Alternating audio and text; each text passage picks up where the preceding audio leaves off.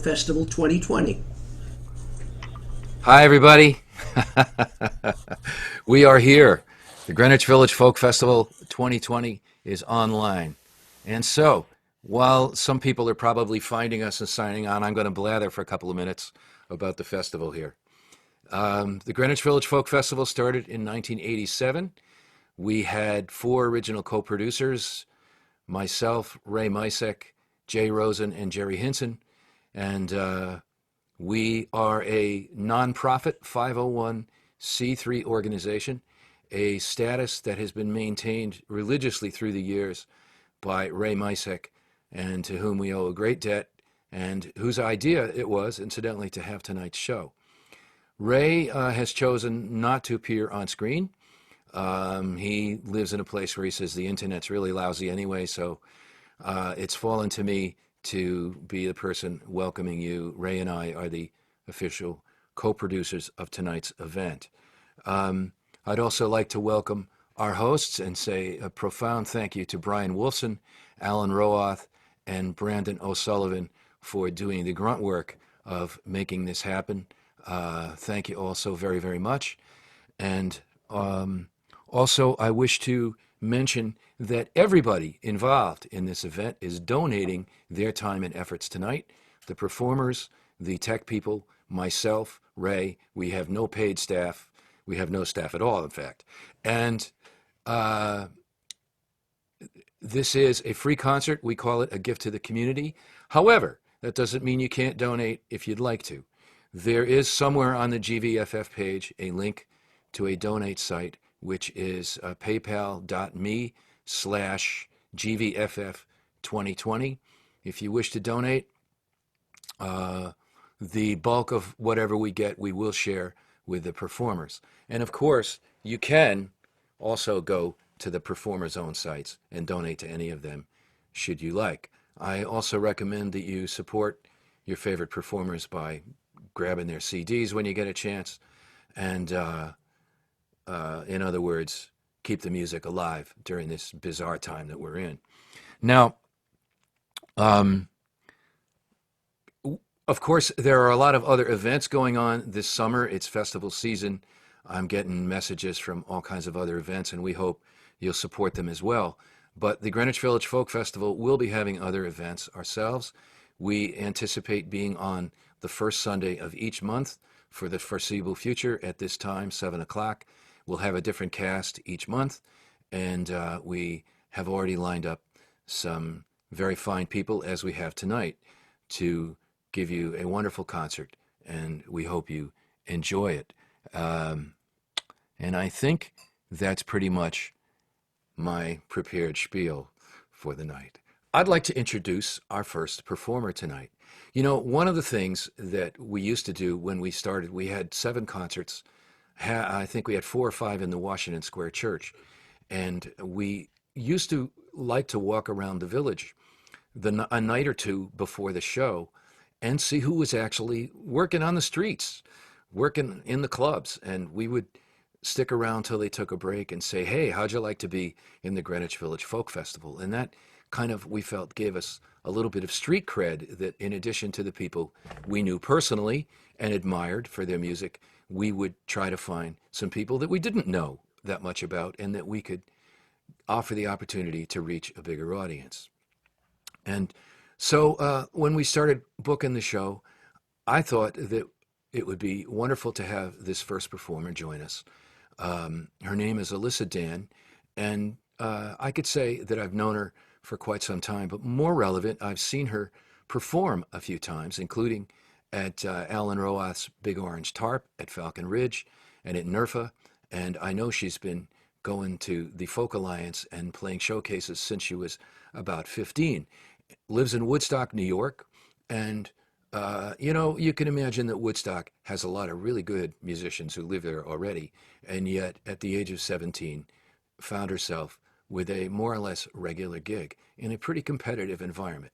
So I'm going to say, I think this all speaks for itself, and we're very proud to have her open the show tonight. So wherever you are, please welcome Alyssa Dan. Hi, thank you. That was beautiful. I'm gonna play a song that I wrote. in January, and it's called Breathe.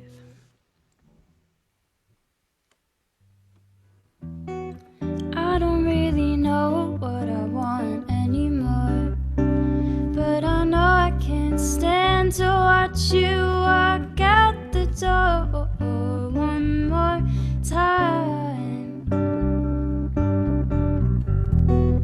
Wish I could feel less transparent, like you could walk right through me.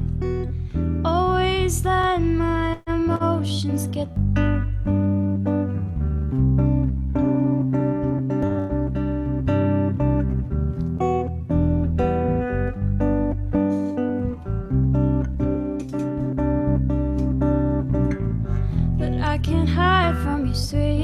sweet eyes, darling, won't you give me sweet lies, sweet lies. Well, I don't wanna feel like this anymore, so I'll breathe in and let it out.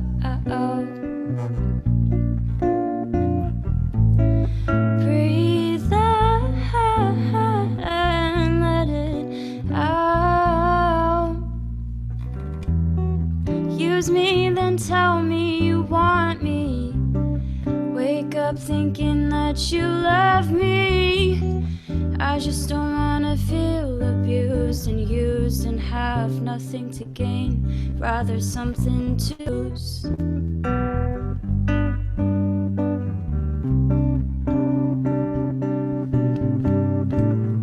But I can't hide from you, sweet eyes, sweet eyes.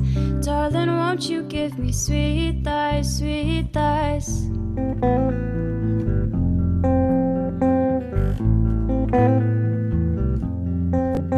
Well, I don't wanna feel like this anymore, so I'll breathe in and let it out.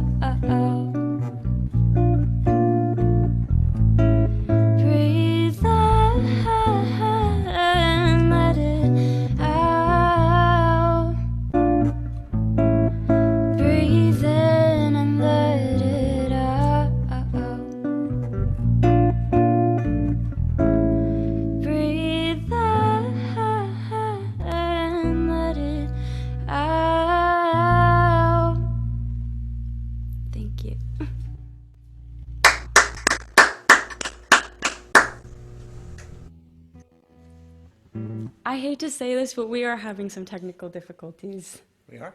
Yeah, I have like a really loud distortion in my headphones. Oh, really? Yeah. Mine sound good. Wow. Isn't that nice? Maybe they're just loud or something?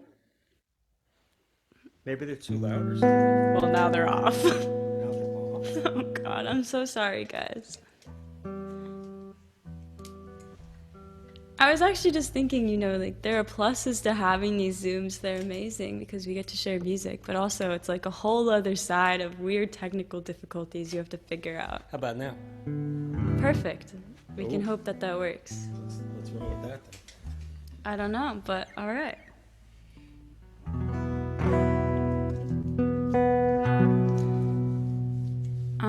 A couple years ago, I lost one of my closest friends to cancer.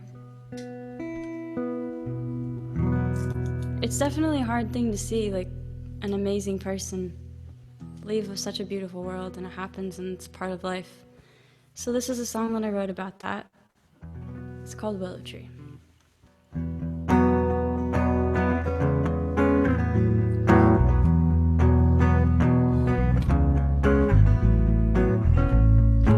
When I was younger, she spoke to me, said not to hold on to everything. Now that I'm older, I know she's right, but with you I wanna hold on tight, tight.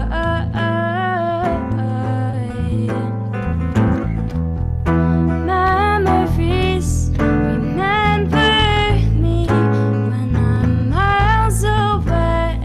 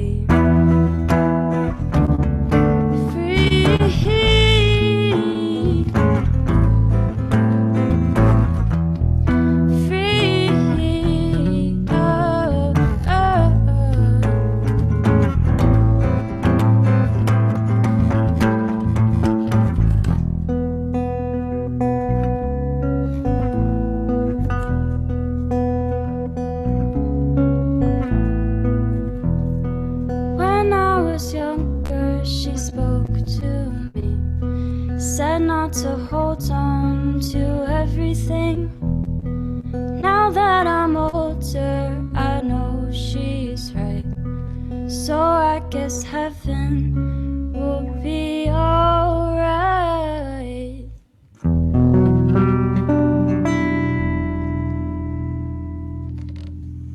Thank you.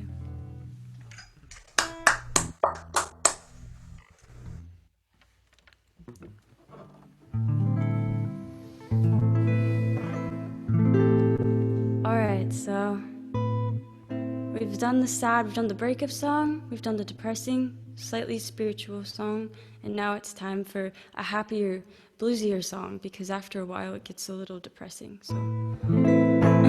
This is a Sam Smith song, it's called Black and Gold. You can dance on Zoom if you want. Okay. If the fish swam out of the ocean and grew legs and they started walking, and the apes climbed down from the trees and got tall and they started talking, and the stars fell out of the sky and my tears rolled into the ocean, and now I'm looking for a reason why you even set my world into motion. 'Cause if you're not really here, then the stars don't even matter, and now I'm filled to the top with fear that it's all just a bunch of matter. 'Cause if you're not really here, then I don't want to be either. I wanna be next to you. Black and gold, black and gold, black and gold. Ba-da-da-da-da-da.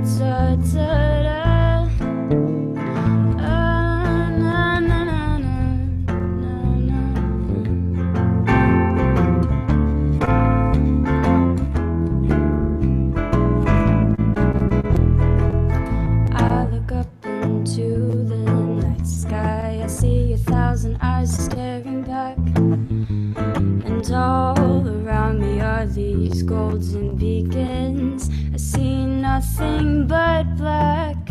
I feel a wave of something beyond them. I don't see what I can feel.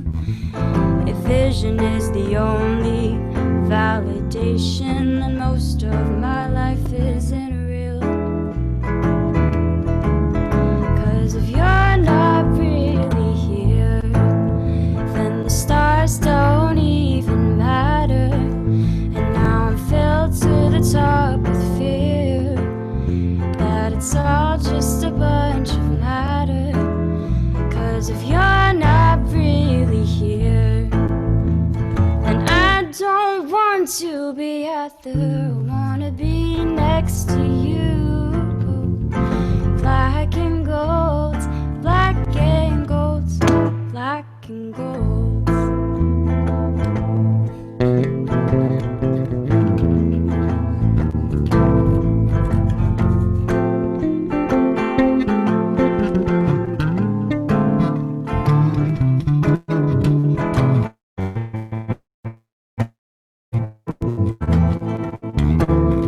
Mark Dan on the bass.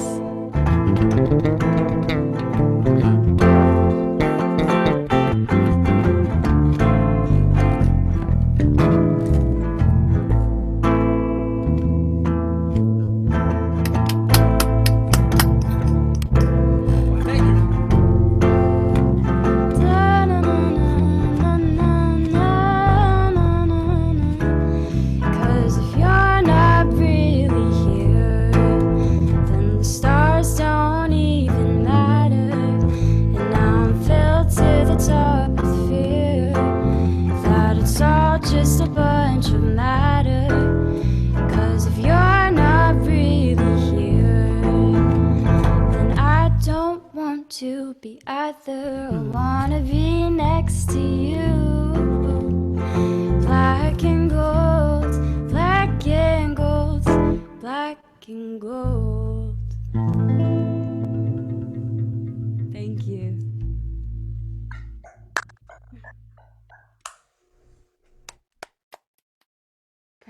Hey, everybody. That was Alyssa Dan. Alyssa, before you go, I believe your music is on Bandcamp, am I right?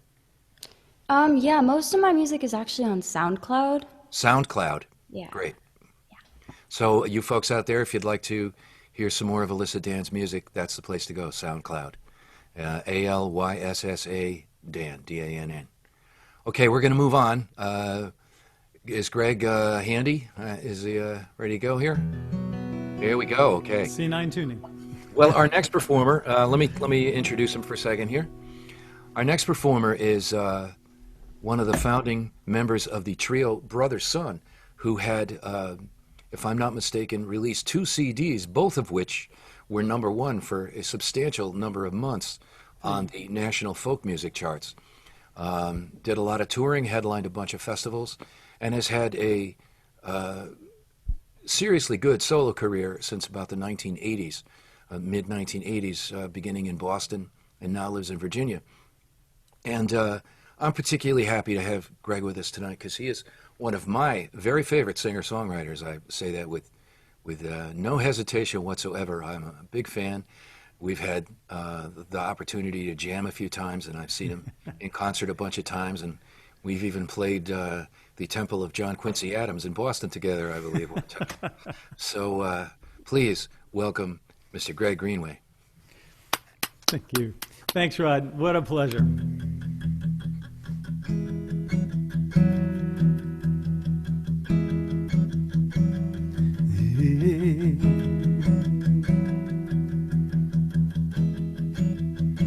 As you lie sleeping, I will not stop. Headlights on the blacktop in the wee hours of my thing, driving.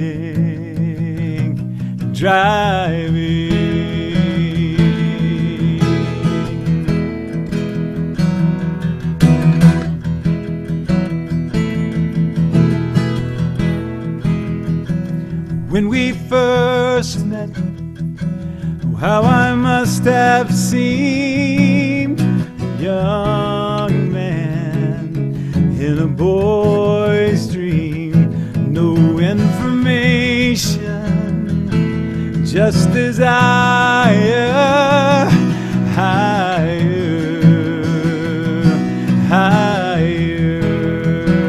It's a lonely romance, it's a desperate urge to put something beautiful in this world. There are moments in a night's success when something rises from the emptiness and stirs the brave hope of a young desire, higher. Hey, hey, oh, hey, oh, as you lie sleeping, I will not stop. Blacktop in the wee hours of my thing, driving.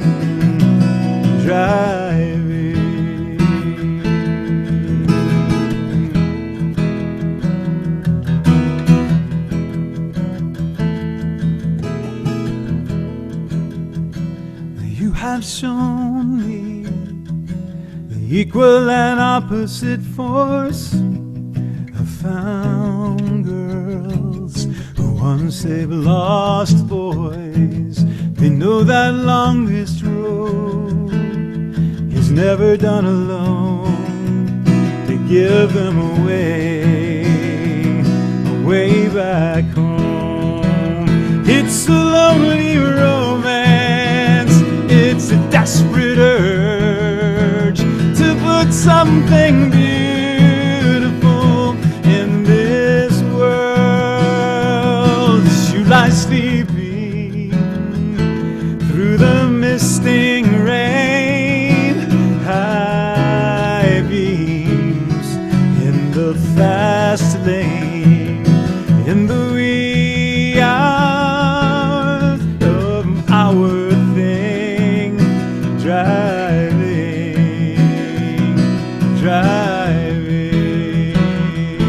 in the wee hours of our thing, driving.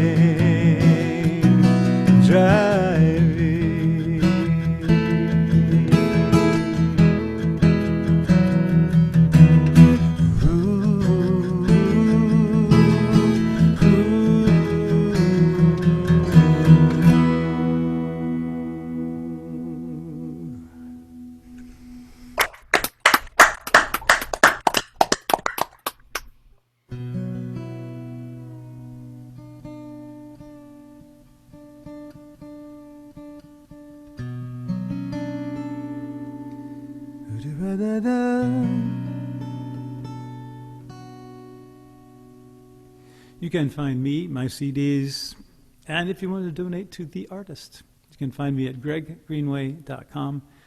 That's GRENWAY.com.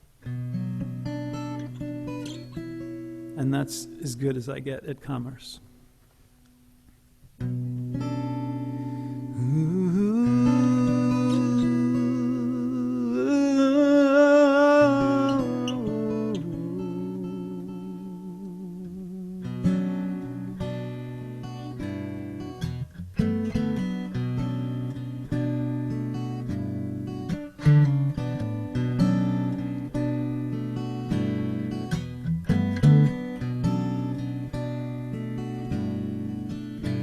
Trouble,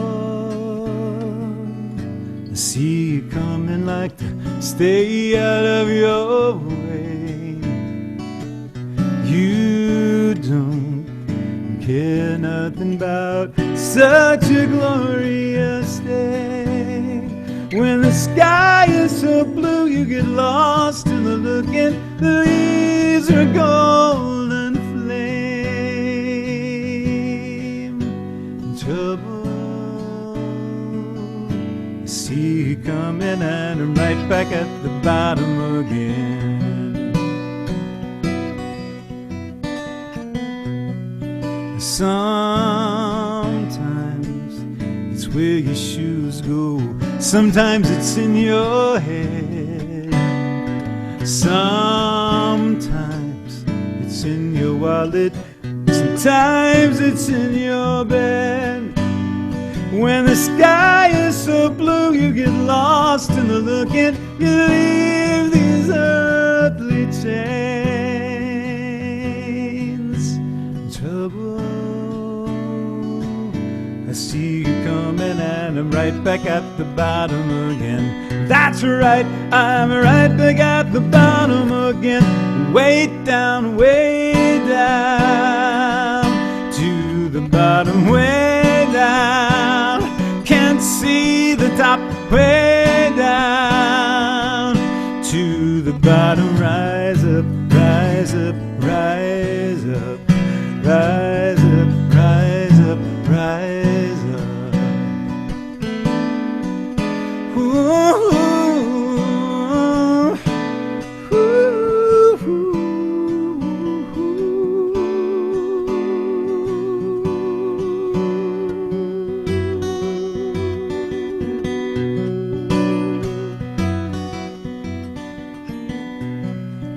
It's a long way to Richmond, Virginia. It's been a long time since I've been. Strange, something so far from the present can rise right through your skin. When you hide from yourself, you get lost in the looking. You leave these earthly chains. The trouble, I see you coming and I'm right back at the bottom again. and that's right. Gonna rise up over you one day, way down, to the bottom, way down. Can't see the top, way down to the bottom. Rise up, rise up, rise up, way down to the bottom, way down. Can't see the top, way down to the bottom. Rise up, rise up, rise up, rise up, rise up, rise up, rise up, rise up, rise up, rise up, rise up, rise up, rise up, rise up, rise up.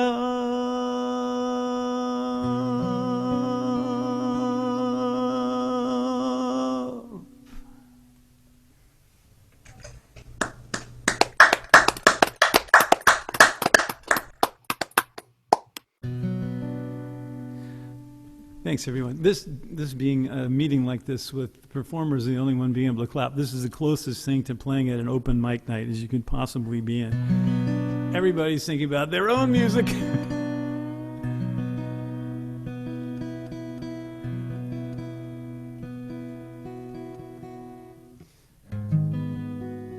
But thank you so much, Rod, for asking me to be here. It's such a pleasure. It's so great to see some folks I haven't seen in a long time. So, I'm gonna hydrate.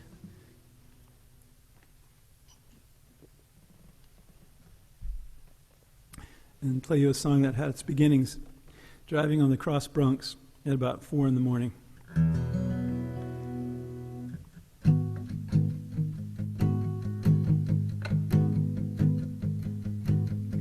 At the edge of Jericho Road, beneath the street lights, yellow-orange glow, the feared and the fallen go in the way of predator and prey. No one spared, 'cause hate is too great a weight to bear. In a cage of shadows we meet, naked, bloodied in the street, and at the mercy, at the feet of the way of predator and prey. No one spared, 'cause hate is too great a weight to bear. In the darkness, on shattered pavement, the better angels fade, blurred in slumber, murder by numbers. Do you know my name?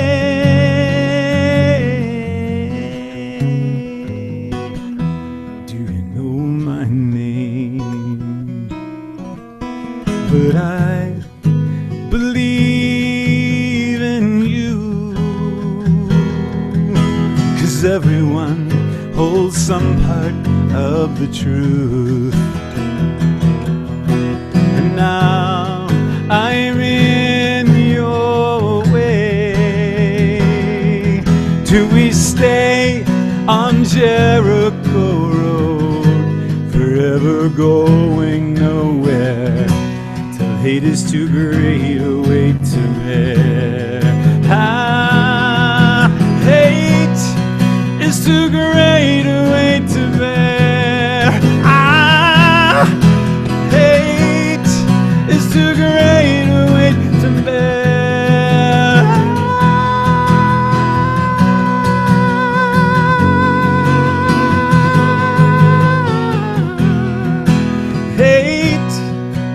too great a weight to bear.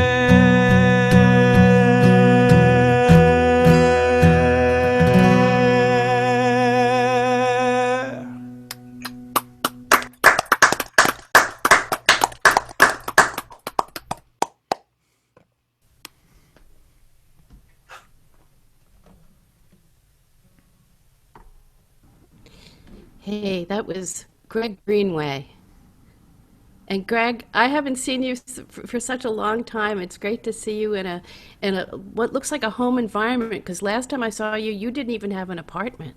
You were living on the road. Yeah, me and my Prius. Yeah. Yeah. Greg was part of something. By the way, I'm Christine Lavin. I'm going to do a little emceeing here tonight. Greg was part of something called Laugh Tracks at the Bottom Line in 1996. And I want to give a shout out to Alan Pepper and Eileen Pepper. They're going to be watching this when it's on YouTube, starting on the 6th of July. So it was such a great thing for Alan Pepper to open up his club to a whole bunch of folk singers who were doing funny that night. And we're also going to be hearing from Don White in a little bit, who was also part of that festival. But now our next performer is one that I'm just absolutely wild about. I'm old now. You see, I got gray hair. And when you get old in folk music, they sometimes give you the job to judge performers for showcases. And I had that job a couple of years ago, and there were more than 200 performers I had to judge. And there were very, very few who got perfect scores from me. But our next performer is one. And I had never even heard her music before. I got to sit and listen to she's just an amazing singer, an amazing songwriter, and has such focus and such delivery. She recently was in New York City at something called Urban Stages, a little off Broadway theater on 30th Street, where she did just one song by Nancy Griffith in a show and kind of walked away with the whole show. But I thought hearing a quote from someone like Rich Warren, he's one of the deans of the folk music world. This is what he says about her. He says, Louise Mosrie may well be the brightest young folk-oriented artist to emerge from Nashville in many a year. Now, Rich Warren is someone who never gives a quote unless he believes 1,000% in somebody. We all know that. And so I can't think of a better way to introduce her than by quoting Rich Warren. Please welcome Louise Mosrie. Thank you. That is really sweet. Thank you, Christine. I look up to you, and I really, really appreciate that. This is the great Cliff Eberhard. Great Chris. I'm Chris Lavin. Christine and Cliff Eberhard, and he's going to be playing along with me tonight. And the cat is trying to sing down here. Honey, go away. There we go. We'll kick it off with this song, and thank you. I'm really glad to be here and honored to be among these musicians. So this is called October.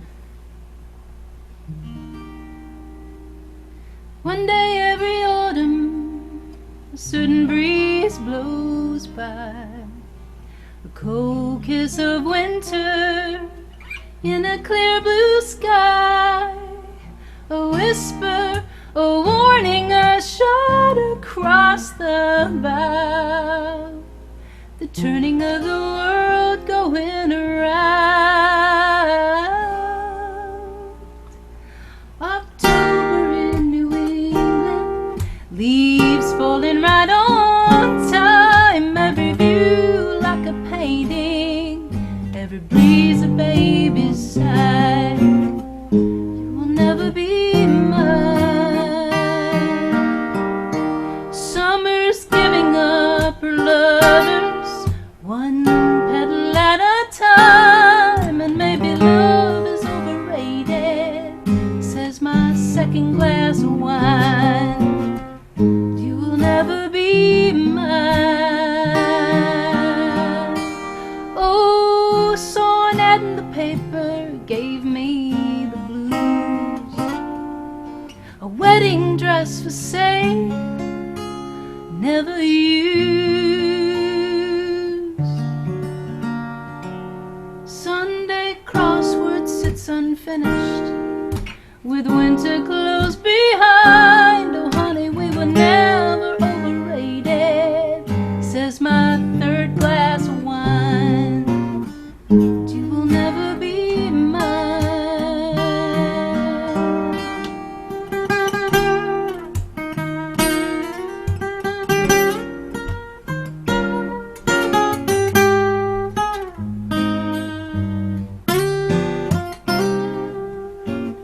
And you will never be mine. You'll never be mine.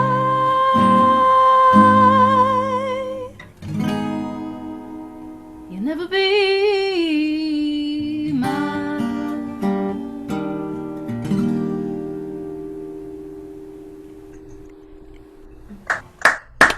Thank you. That was real good, Louise. Thanks, Chris.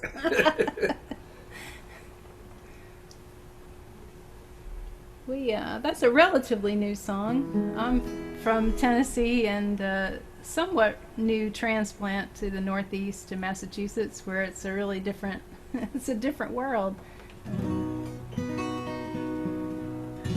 So we're gonna do one from an album that I did a few years back called Lay It Down. Cliff produced the record, and this song is called I'll Take You In.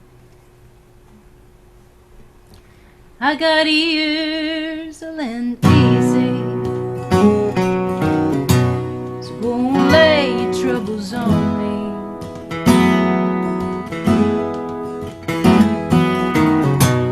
Got a heart that can love you right where you are.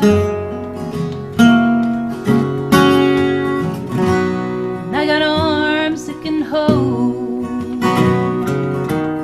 all the doubt in your soul. So honey, come in from the cold, I'll take you in. Well, like a cabin in the falling snow, a light in the window, quiet as a deep night, was peppered in starlight. I know you're trying to be brave, cracking jokes just to save face. But when the laughter fades, your eyes give you away.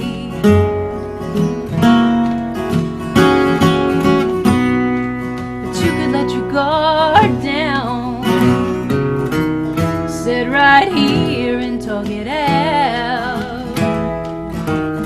Pour your tears into this house, I'll take you in. Well, like a cabin in the falling snow, a light in the window, quiet as a deep night, ooh, peppered in starlight.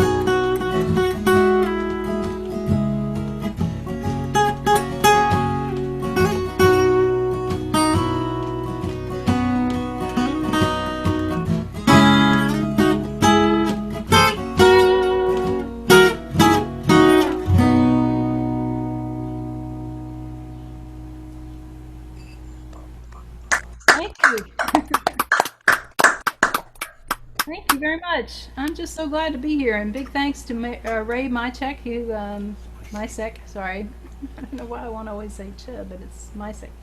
Anyway, thank you so much for having me, and I'm gonna leave you with one more song. And this is Cliff Eberhard. He's gonna be playing a little later. We're gonna switch places on the couch, so that's how you know. This is big, you know. Hey, we've been in lockdown. We're a little bit punchy. We get to do something. So, this is a brand spanking new song that started out being inspired by a friend of mine's breakup, and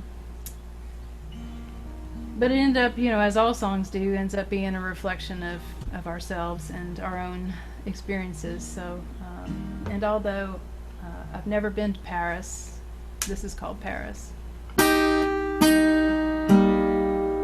Like a stranger, never cared for small talk. The city rolled below me, piercing the fog. No roses, no champagne, just a broken-hearted fool stumbling off the plane. The grand vacation we always meant to take. Obligations got in our way. All the plans we made undone. A city of lights and a table for one, but the sun setting late. A poet's dream, and love takes no less than everything. Oh, I gave you all my love, darling. Paris belongs to me.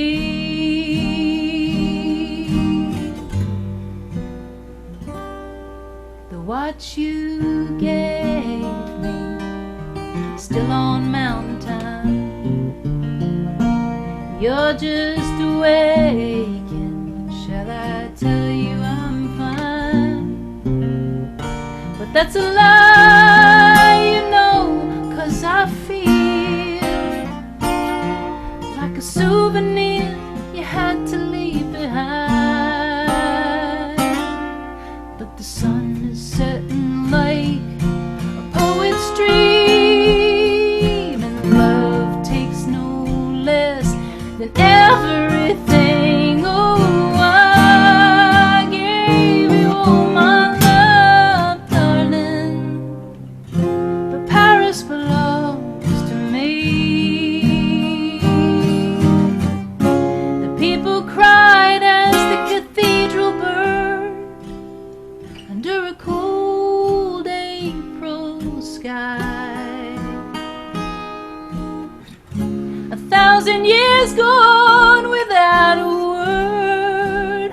We all want to believe that love never dies, but the sun is setting like a Van Gogh dream, and time takes no less than everything. Oh, I gave you all my love, darling, but Paris belongs to me.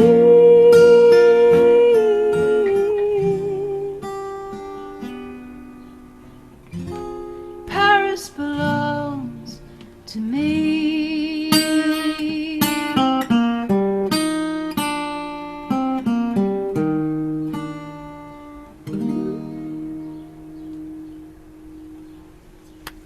Beautiful. Thank you. Thanks, y'all. Thanks, Ray. Eberhard. We'll see him a bit later.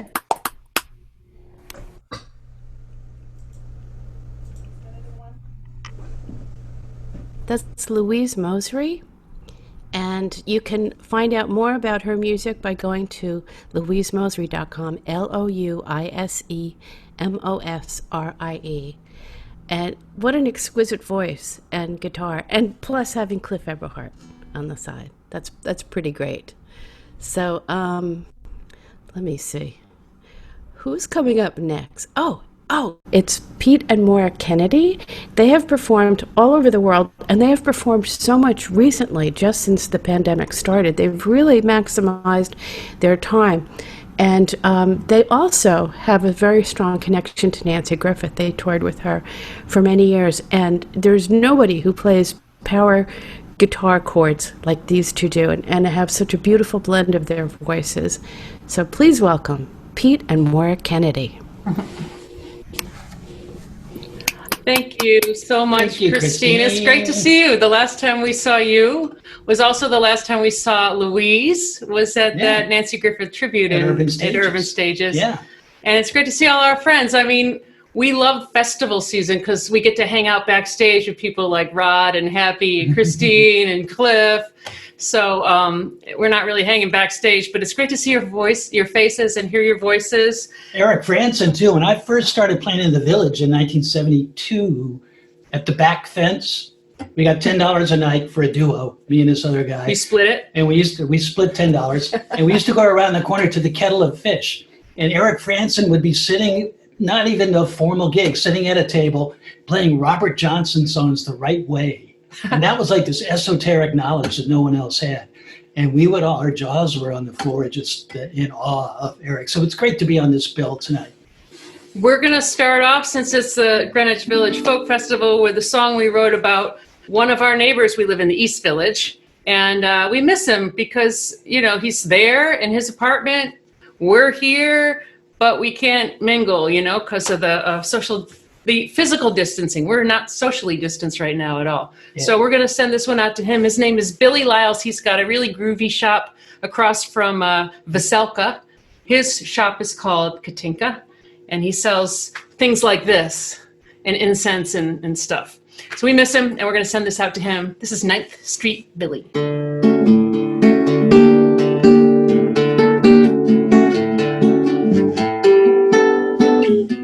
9th Street Billy knows it all.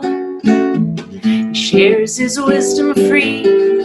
If you need a good word or a fine silk shawl, Billy is the man to see. He can pull down a song from the middle of the air, call out the spirits over Tompkins Square. Oh, 9th Street Billy, the guru of East Side soul.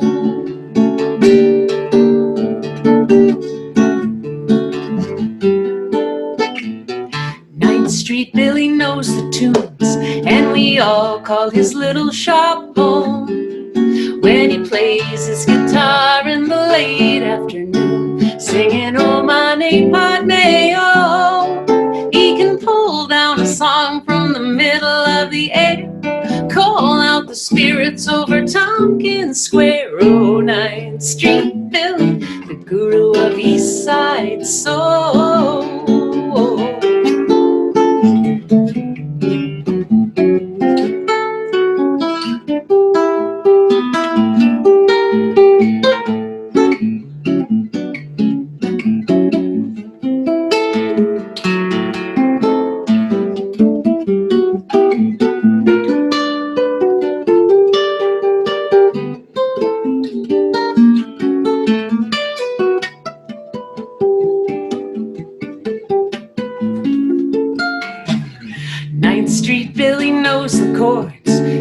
Bossa Nova Buddha of the street, a juke joint Django, a soul rearranger, the Harlem shuffles in his feet.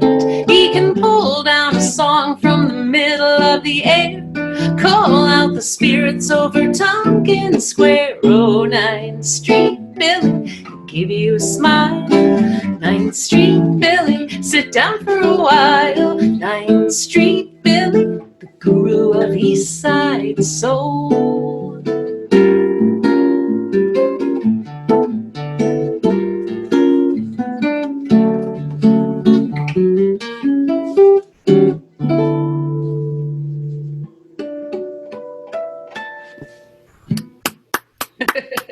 That's for Billy Lyles. We love him and we miss him. Well, we're going to do a song. I can hear you clapping. It's very different from the festival roar of the crowd, but Thunder, we're going to do a song that we do nearly every week. We've been playing as Christine mentioned, we do weekly live streams every Sunday at 2 p.m. Eastern Time on our YouTube channel. And every week it's all request. And one of the things we try and do is not repeat songs. So far in 17 weeks now, we've played 188 different songs. And sometimes we have a theme show.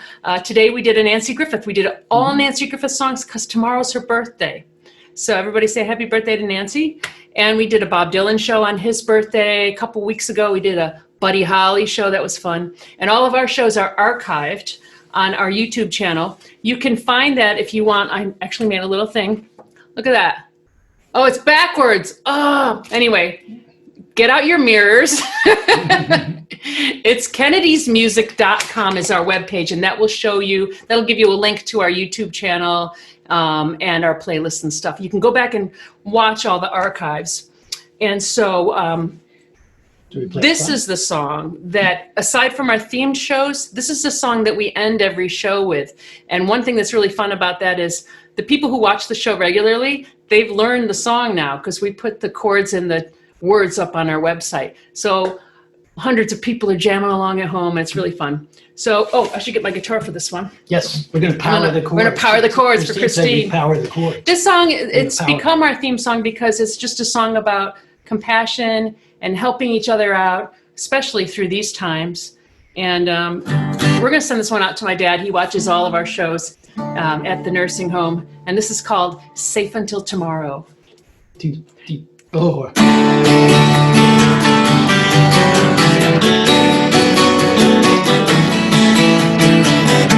You watched the fire burn on the hillside. Thought you were safe until the flames were at your door. And later on, the bitter rains brought on a landslide so hard to fight a foe you've never seen before. If we can only keep you safe until tomorrow, I promise you there'll be 10,000 better days. I do believe that you believe the things you thought you heard and saw the things that made your heart beat like 1,000 drums. If we can only keep you safe until tomorrow comes.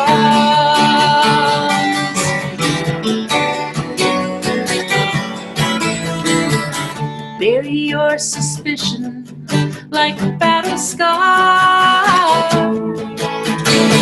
Laugh at my superstition, dance upon the crack. Sometimes I wonder where it is you think you are. Sometimes I wonder if you're ever coming back. We can only keep you safe until tomorrow. I promise you there'll be 10,000 better days.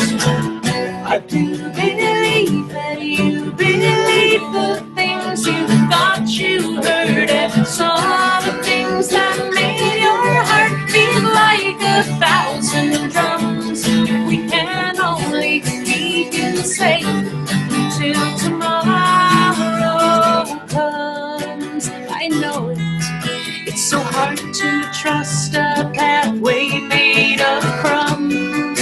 We'll show you the way.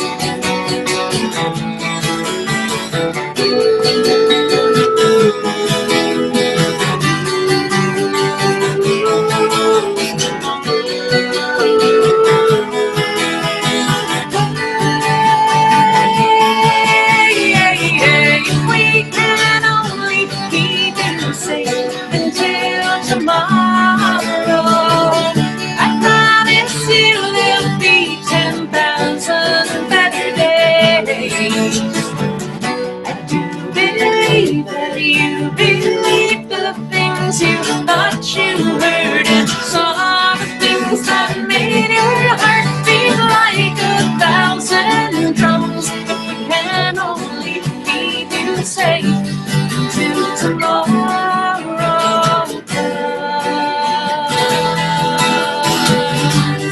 till tomorrow comes.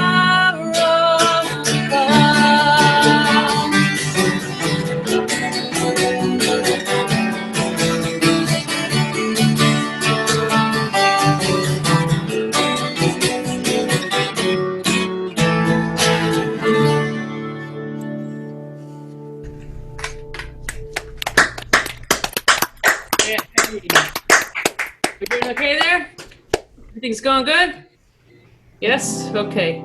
Well, one of the things when we do our show, certain songs keep getting requested, even though we played them before. We try not to repeat them. This is probably the most requested song of ours. And so we're gonna wind up with this one. And we want to thank Rod and Alan and Brian and everybody for being here, all the technical folks, and you all for being here too. We'll get into a regular in-person thing before too long, I hope, as long as we continue to wear our masks. You know, I know that we're preaching to the choir here, but you'd be surprised how many maskless people we see wandering around our neighborhood.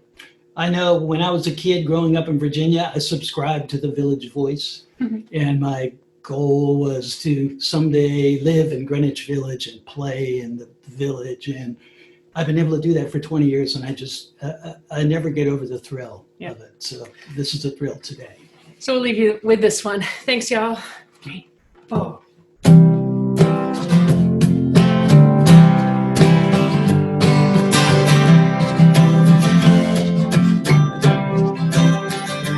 Can you feel the song rising up?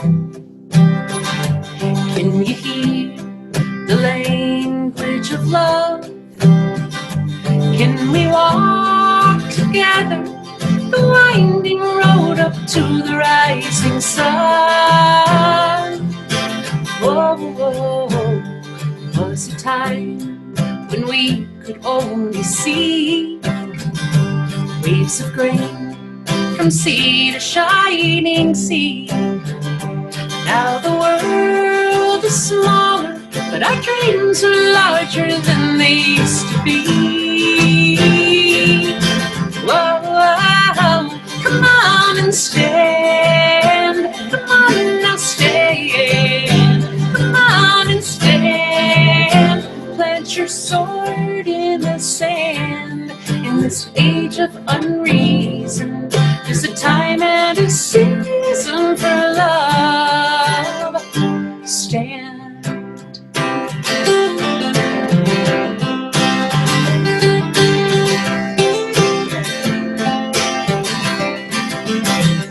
Like the pilgrim traveling in the skies, I searched for God, I found it in your eyes. Now I know there is a place where sweet compassion never dies. Whoa, whoa, whoa.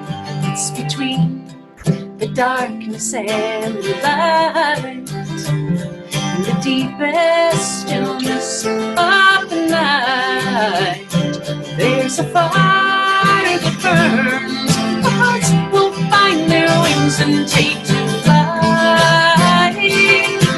Oh, come on and stand. Come on now, stand. Come on and stand. Plant your sword in the sand. In this age of unreason, there's a time and a season for love, love, love. Stand.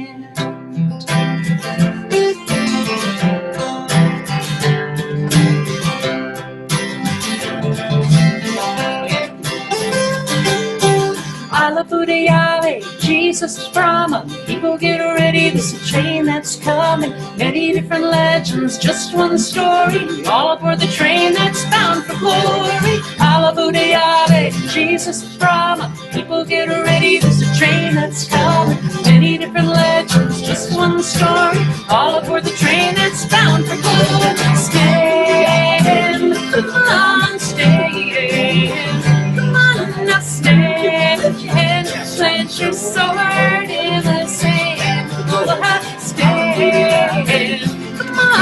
stand. Come on now, stand.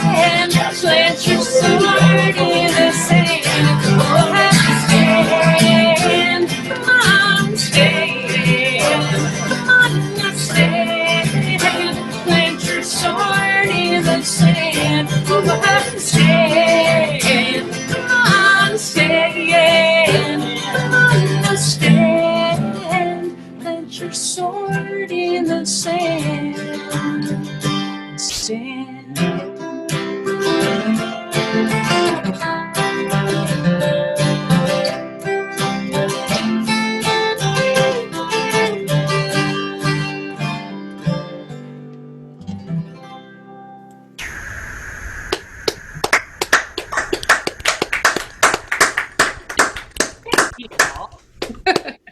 That's the Kennedys. Can you tell us again about your Nancy Griffith project tomorrow? Oh, actually, we aired it today, but all of our shows, all of our live streams are archived on our YouTube channel. So if you go to YouTube and just search for the Kennedys Music, you'll find our channel, and there's a playlist of all of our live streams. So today's live stream was all Nancy Griffith music, and it was really fun because we took requests in real time. We know so many Nancy songs after playing with her for 20 odd years that we just watched the requests come in and we played them. We got to as many as we could. And so that was a lot of fun. That one was a really fun one. The Buddy Holly one was a good one. And today we talked a little bit about a certain Christine Lavin. Yes, we did. We actually mentioned you. Part of Nancy. And I didn't know we were going to see you today, Christine. We'll let you all watch the show to find out. So you can, if you want to get the direct link to our live stream playlist, you can go to kennedysmusic.com and that'll take you right there. I mean, you'll find a link. Erik Frandsen is truly a Renaissance man. The songs he has written are just absolute exquisite gems. And he comes from such an eclectic background. He was the co-author of Song of Singapore, which ran off-Broadway for many years. And now he's can be seen from time to time on Law and Order. I think we should have like a Erik Frandsen Law and Order drinking game. If you see Erik on the screen, Law and Order, you got to like down a whole bottle of whiskey. That's what I think we should do. But please welcome him, a true Greenwich Village original, Erik Frandsen. Thank you. Hey. Sang on there? Okay, good. Good evening, music lovers. I'm Erik Frandsen, a non-attorney spokesperson, coming to you live from MacDougall Street in the heart of quaint old Greenwich Village. And you charming Kennedy kids from the east side should come on over and have a wee dram with me. Oh my.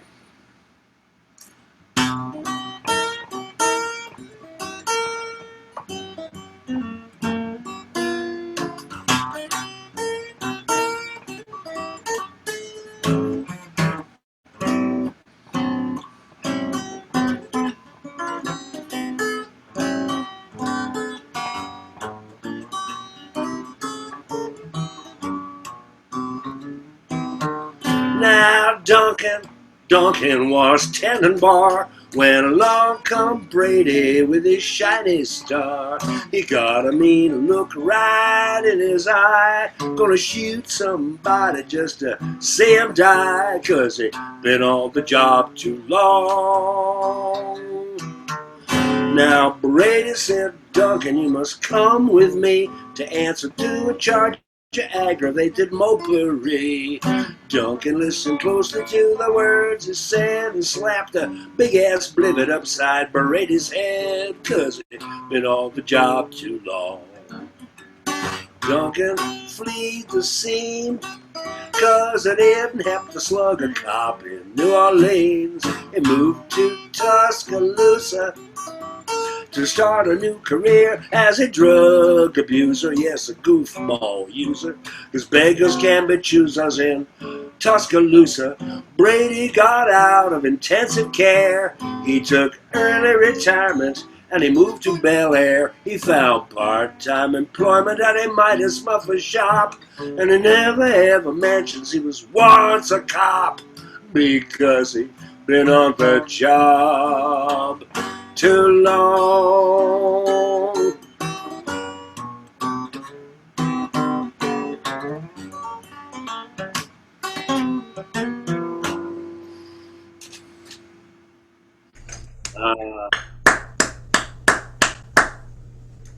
This tune was inspired by my recurring muse, my pal, the femme fatale, the actress Caprice Benedetti, her real name. Caprice was very successful as a fashion model, and then she became an actress, and she's a great one. You can see her on Law and Order all the time. She was also the ancestor in Practical Magic. She jumped off the gallows and broke the rope. And she was the devil's receptionist in Devil's Advocate. Anyway, Caprice is widely and quite rightly regarded as one of the most beautiful women in the world. And in her family, she's known as the plain one. So I was trying to get her to set me up with her mom. She was having none of it. So I'm stuck with her. Damn.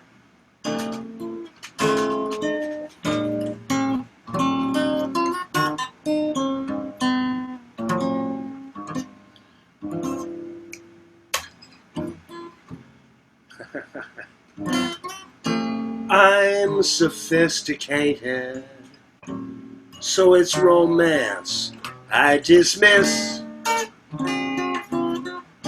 and nostalgia's overrated, so I rarely reminisce, except when night is falling and the lights and I are low.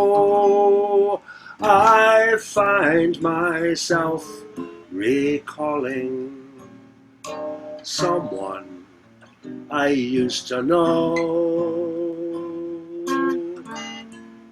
someone who could laugh at life, someone who could sing, whose eyes would look right through you if you said a foolish thing. But that was then, and this is now, and then was long ago.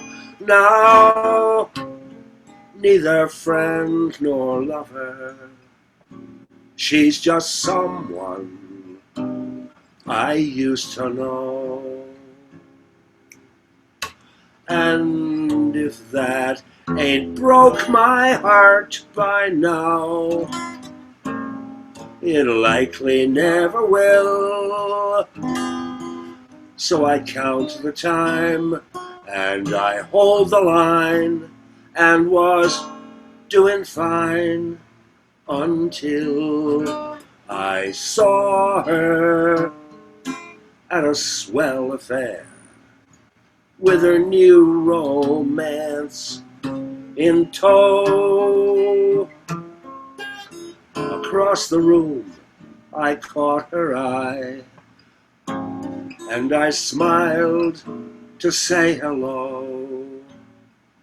And those eyes, they looked right through me as she took his hand to go. She said, "Pay no mind, my darling. He's just someone I used to know."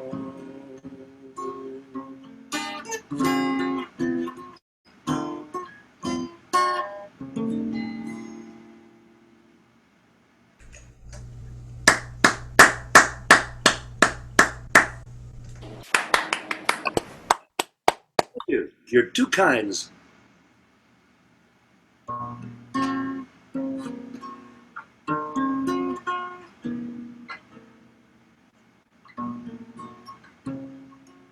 If you go backstage, just before curtain, you can see actors wandering around, and you can hear them muttering over and over again, "Unique New York, unique New York, unique New York." Or sometimes the long version, "You know New York, you need New York, you know you need unique New York." All of this is supposed to help you say your lines.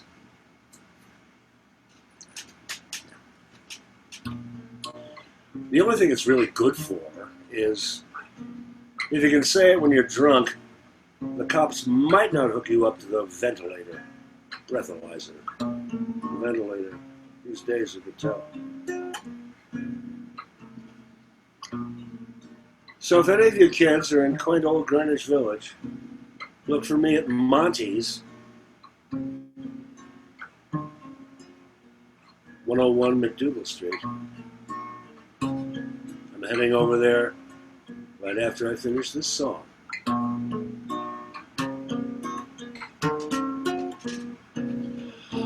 Breaks my heart to look downtown, where my kind of skyline used to be found. And it makes me just as blue to contemplate the absence of you. Because you know New York, you need New York, you know you need unique New York. On these essential facts we are agreed. My dear, it's here that you belong. 8 million hearts just can't be wrong, and they know that it's unique New York you need. You need New York, you fit New York, and if you ever quit New York, then, darling, there'd be no sights left to see. The neon lights would cease to flash, and all the markets surely crash. If word got out, you turned your back on me. You can't find that special kind of savoir-faire in Paris, I declare. Though savoir-faire started there, my darling, this I swear, it can't compare to Yankee know-how in Union Square. And should you go now, I couldn't bear to be left behind. So bear in mind that you love New York, supreme New York, and every night you dream New York. And darling, it could be a dream for two. Well, oh well, and what the hey, I've always loved you anyway, and you know I need unique New York in you.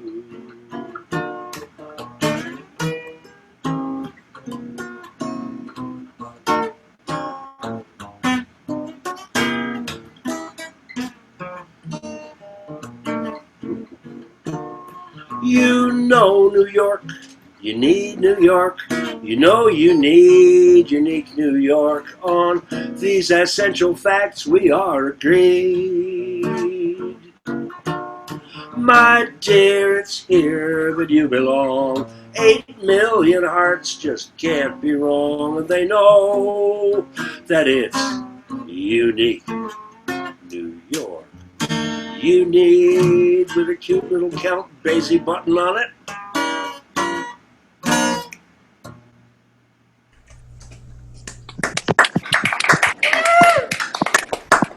Yeah.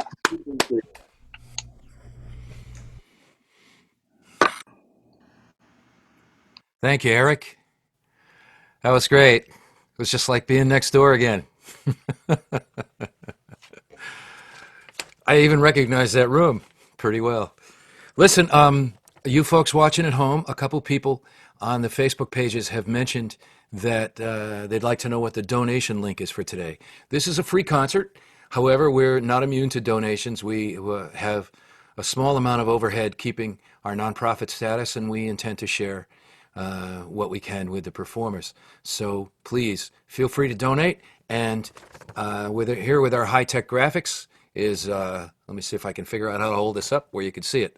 That's the place to go, www.paypal.me/GVFF2020. And we are a nonprofit. None of it will be going to taxes.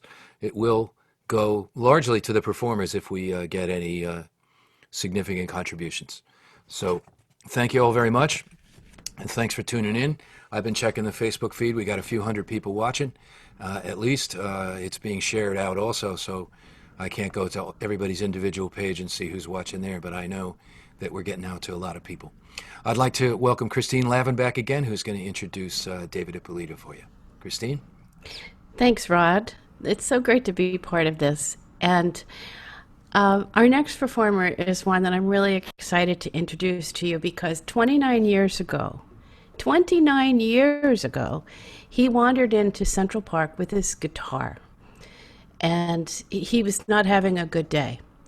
And he decided to just set up and play songs, and slowly a crowd gathered.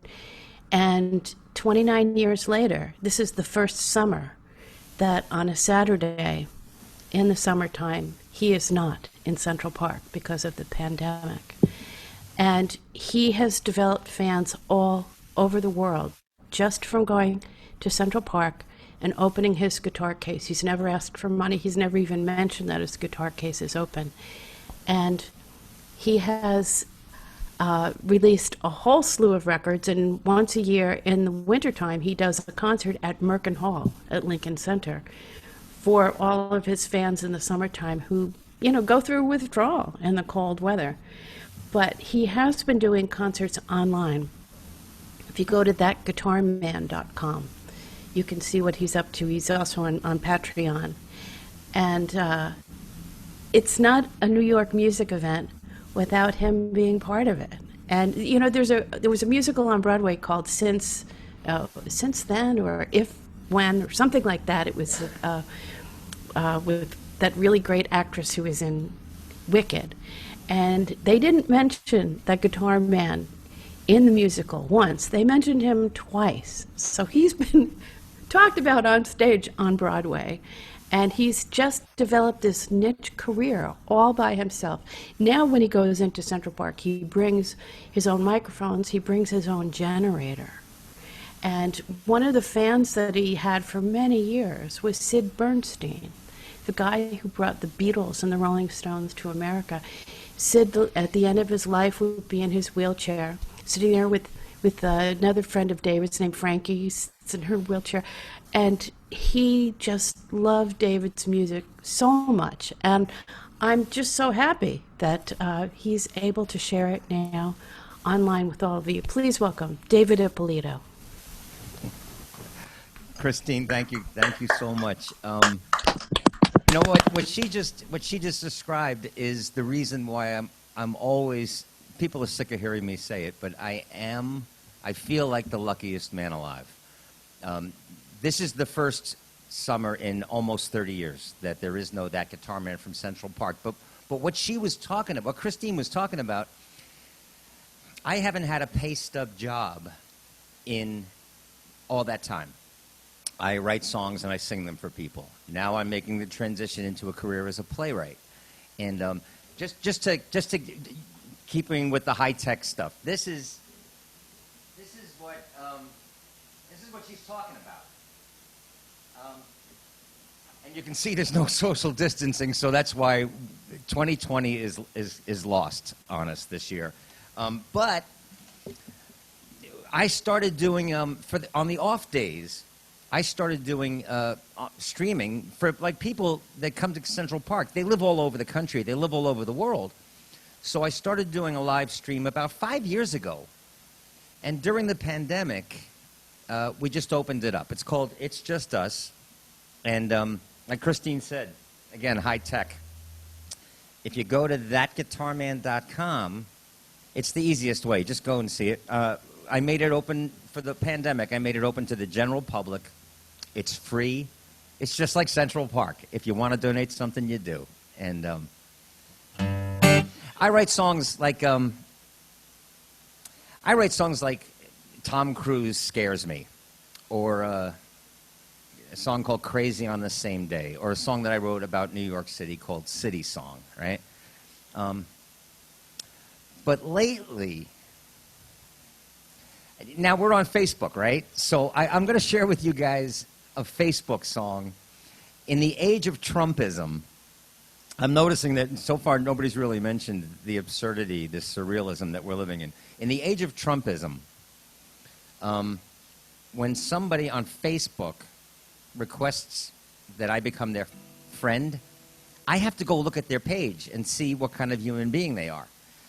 So instead of being in Central Park where we could all sing together, on Facebook, right, for this concert, there's a chat room where there's comments. Would you guys, when I go like this, in the comments, would you just do the sound effect? Would you do click? Just type click and then hit send, all right? That's the mouse. You'll see. It's my Facebook song, and we'll see where it goes.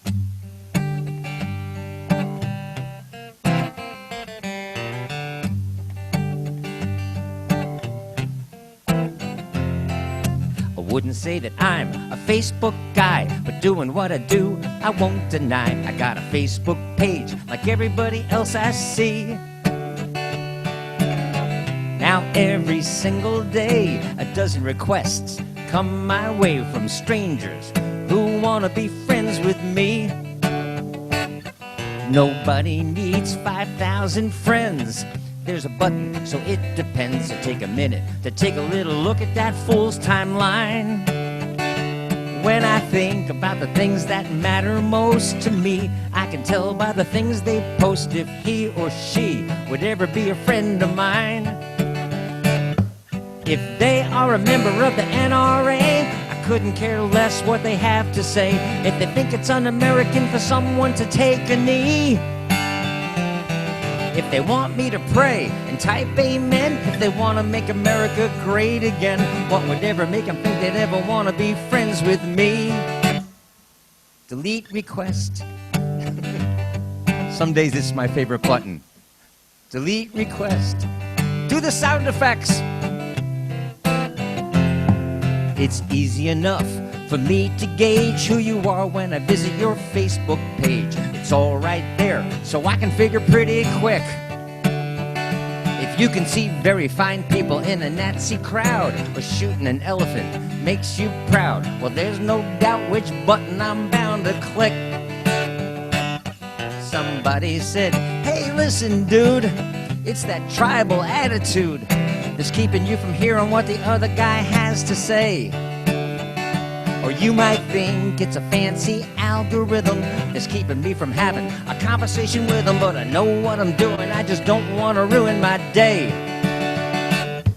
If you post sexist, racist jokes, if you think climate change is a left-wing hoax, if you think that a hurricane is a holy sign, if you want your God in my public schools, if you want to build a wall like a lot of damn fools, what would ever make you think you'd be a friend of mine?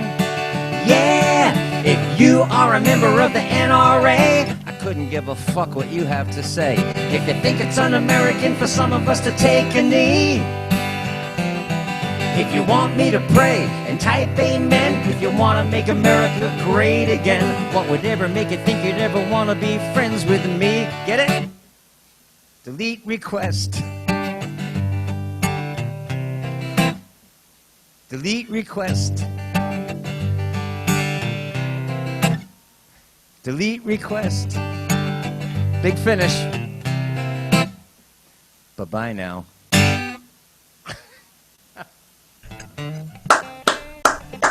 I'll go on. Anyway, so listen. Seriously, I hope that. Listen, thank you, Christine, for even asking me to do this, and Ray and Rod and Brian for helping out, and you had this young cat, Brandon, who helped get the sound going. Believe me, for somebody like me, that's important. You'd be amazed. I mean, I'm streaming 3 times a week. Saturday, Sunday, and Wednesday. The next gig, It's Just Us, is Wednesday. So I hope if you're watching this and you're a newcomer, you would join us Wednesday at 4 o'clock.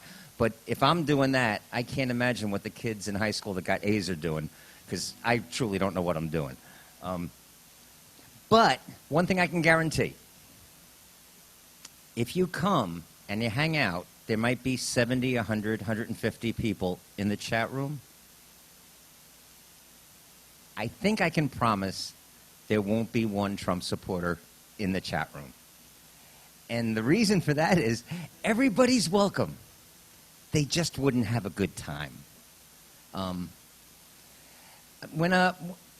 in 2016, when the unthinkable first happened, just by the nature of what I do and the songs that I write, people from all different states and even across the ocean would write to me and they'd say, David, say something. And what happened was everything that I would say to them, I needed to hear. And so I wound up writing a song that was really for us, but it was a dialogue that I was having in my mind with one guy in particular that I went to high school with 100 years ago, who was a Trump supporter. And I wrote this song, and if you find yourself in this song, then you'll fit in the us of It's Just Us. I really hope you show up. But this was the song.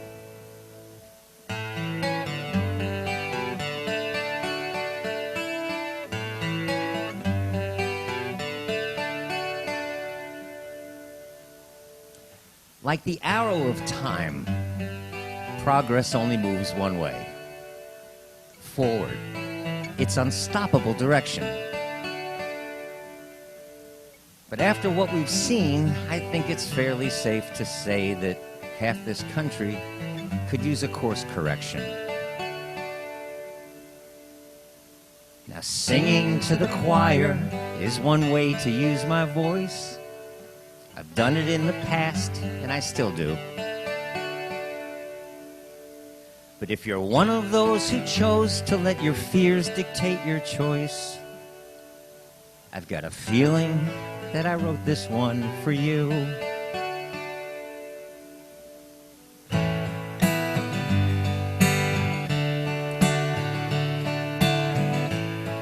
And this was the conversation. There's so much I want to say to you. I don't know where to start. You might have started out this life a lot like me. 'Cause when I was young, they hung a wreath of fear around my heart and taught me just one way this world should be.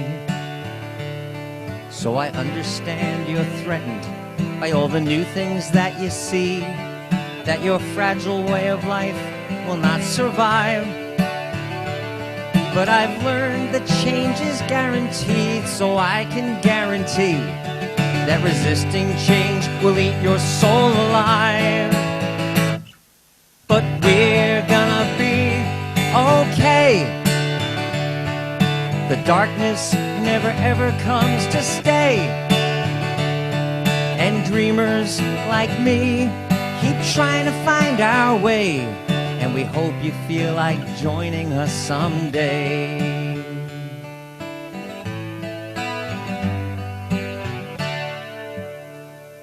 I don't understand the pride you take in wanting to fulfill your dream of seeing things the way they were before.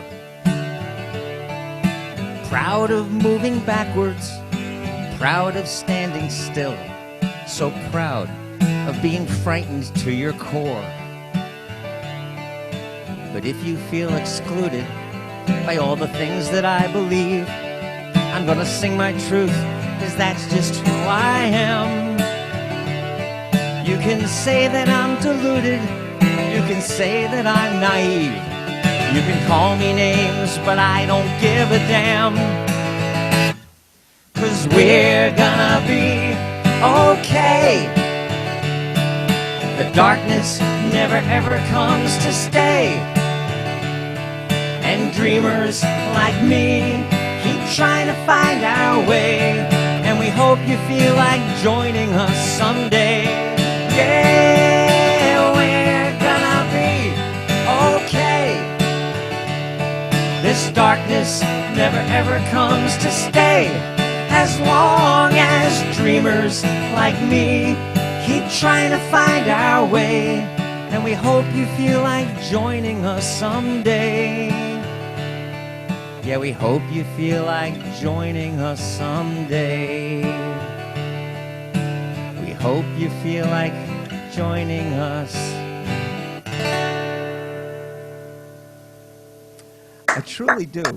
I truly do. I hope. Oh, well, listen.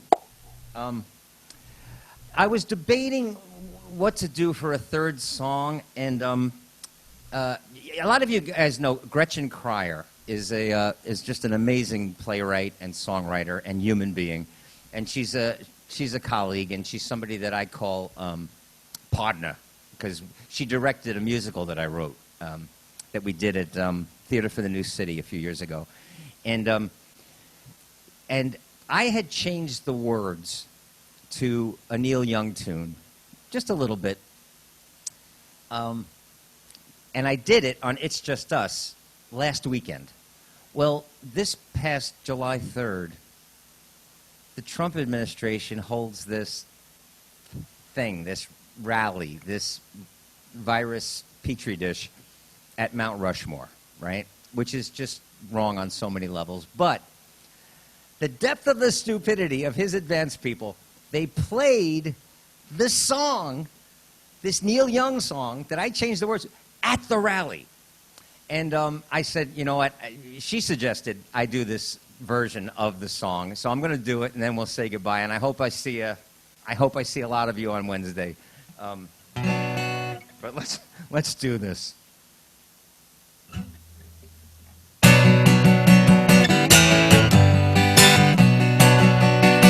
Oh, and you know what? If you're sitting at a computer or a tablet, I don't care if you're in a Starbucks right now or who's in the room, sing it with me, right? It's just us. That's the name of the damn show. There's colors on the street, red, white, and blue. Protesters on their feet, people wearing out their shoes. There's a warning sign on the road ahead. There's a lot of people saying we'd be better off dead. Don't feel like Satan, but I am to them. So I'm trying to change it any way I can. Keep on rocking in the free world. Keep on rocking in the free world. Let's sing it. Keep on rocking in the free world. Keep on rocking in the free world.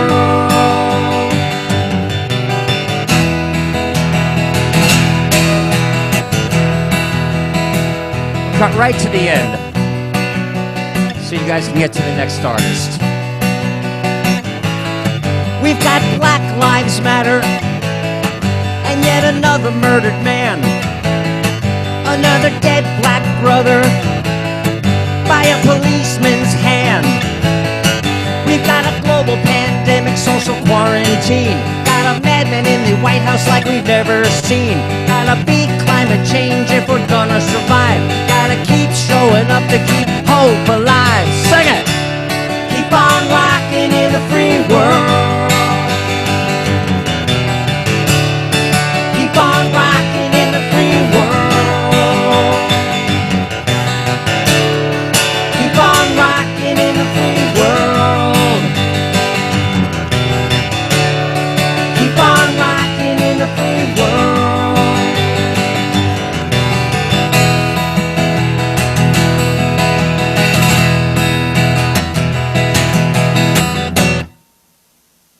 Cool. Yeah. I hope I see a whole Why bunch not? of you on Wednesday, the newcomers. All right, but Christine and Ray, guys, thank you so much for asking me to be a part of this. Thank you, David. Thank you. This is why we miss him in Central Park. 28 years in a row. He's been there on Saturdays by the Rowboat Pond. When things open up again, if you're in New York, in the warm weather, you enter around West 77th Street and follow the path down to the Rowboat Pond. You can follow the music. You'll hear it because he's got his own generator, his own microphones, his own speaker. And you can learn more at thatguitarman.com. So thank you, David. Thank you very, very much. I'm also very excited to introduce to introduce our next performer. He is from Lynn, Massachusetts, and he has not started one open mic in Lynn. He started two that have been going now for more than 11 years. And he is so valued by the people of Lynn, Massachusetts, that I kid you not, the mayor of Lynn gave him the key to the city. They made a big ceremony, and they gave Don White the key to the city because he's created two spaces on Wednesday nights. It's spoken word for rappers and poets and artists. Sometimes professors from the colleges in the area come and read their poetry. And on Sunday nights, it's music, mostly music, but they also have spoken word there too at the Walnut Street Cafe in Lynn, Massachusetts. But Don's roots go all the way back to Greenwich Village. One of the things I remember best is 1996 at the Bottom Line, the club owned by Alan Pepper. They got this idea to do 2 nights of just funny performers. And Don White came down from Massachusetts, and he sang this song, recorded it. Shanachie Records put the record out. Years go by, pages of the calendar flip. And then suddenly, Don White is getting royalty checks and orders from Michigan. And in fact, he actually thought some other folk singer, he was getting some other folk singer's money because he didn't understand what was going on. There was a DJ named Kerry Carlson on a big rock station in Detroit that fell in love with his song Rascal and played it over and over and over. Like for 2 years, it was the most requested song on this big commercial rock station in Detroit, which opened up the world to Don, who lived in Massachusetts and thought, Michigan was near Montana. He really wasn't a well-traveled man. And the fact that all these years later, he can look at all of these concerts he's done in the Midwest because of one night, one song appearing on this one record that was recorded at the Bottom Line, thanks to Alan Pepper. And he's here tonight, and I'm just thrilled you're going to get to hear him. Some of you for the first time, some of you already are hip to him. Please give a warm welcome from Lynn, Massachusetts, Don White.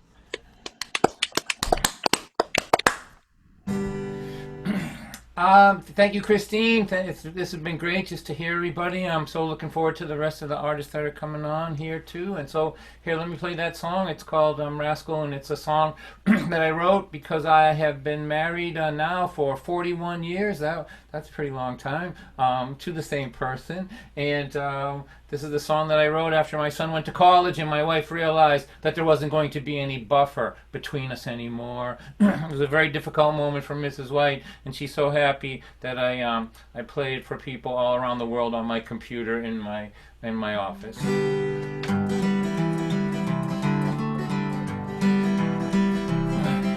Rascal is the dog, he ain't too bright. Me and Rascal were sitting on the couch last night when my woman come in and started to cry. She looked at us with such terror in her eyes.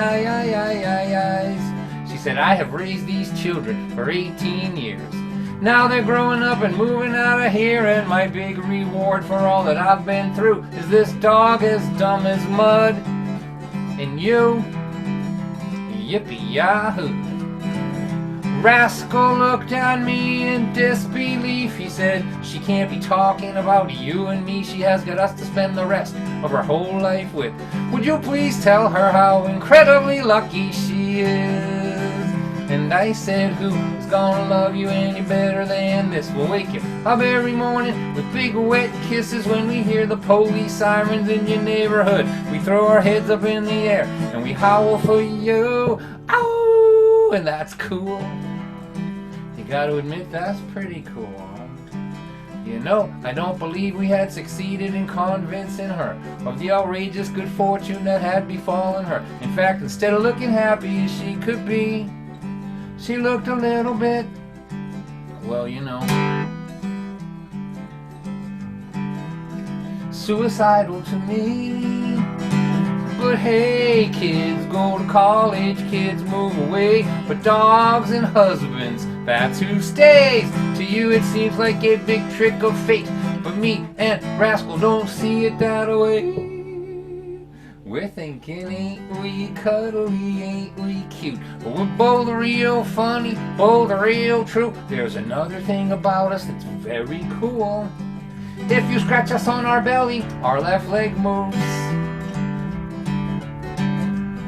And you gotta admit that's cool. Ooh. Ow. Well, okay, so maybe we ain't that smart. We're a couple of mutts with a lot of heart. But no one could ever love you better or give you more loyalty than this dog is dumb as mud. And this dog is dumb as mud.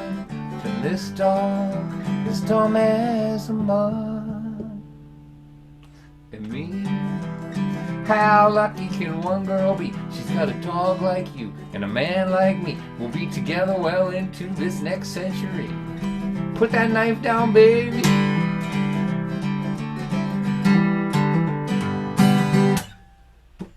Thank you. Thank you, thank you.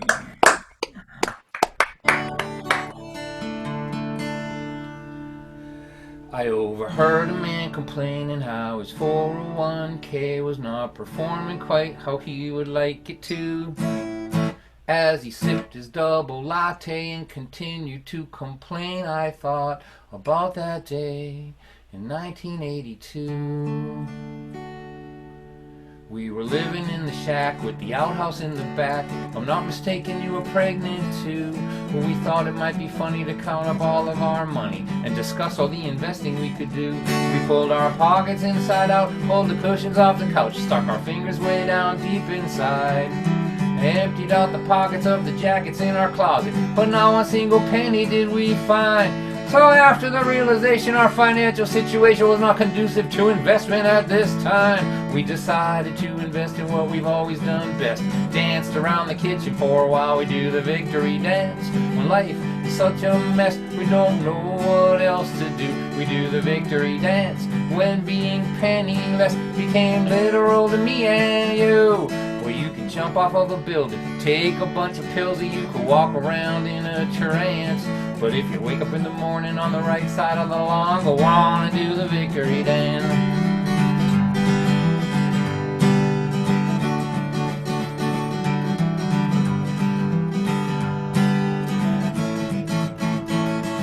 I got fired from a job I had been working at for 20 years faithfully. Oh dear, oh God, oh my, how will I ever survive without a corporation taking care of me? I was so stressed out for weeks, I couldn't eat, I couldn't sleep, I didn't think that things would ever turn my way.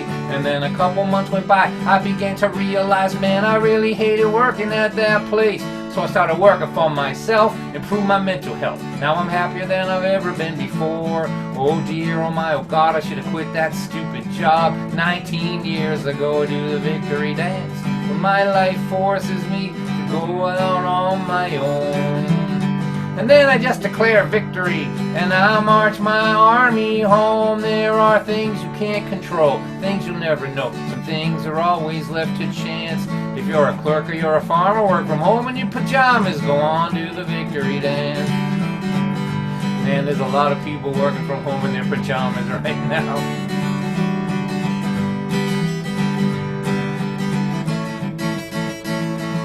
Got fired from a job I was working at for 20 years faithfully. Oh dear, oh God, oh my, how will I ever survive without a corporation taking care of me? I was so stressed out for weeks, couldn't eat, couldn't sleep, I didn't think that things would ever turn my way. Then a couple months went by, began to realize, man, I really hated working at that place. So I started working for myself, improved my mental health. Now I'm happier than I've ever been before.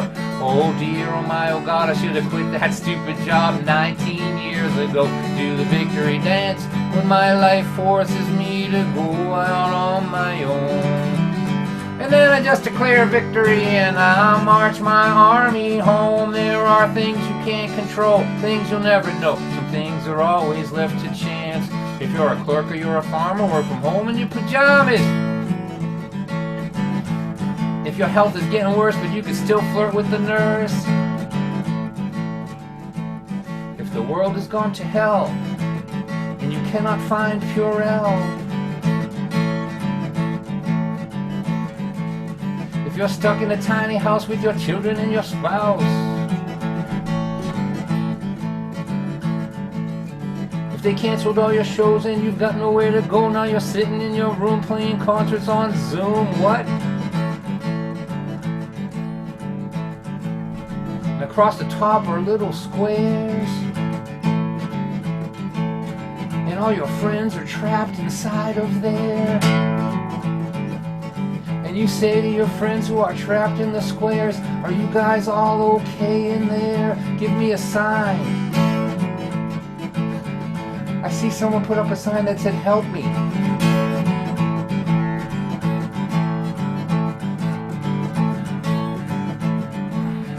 And you wonder what it means to play songs to a computer screen.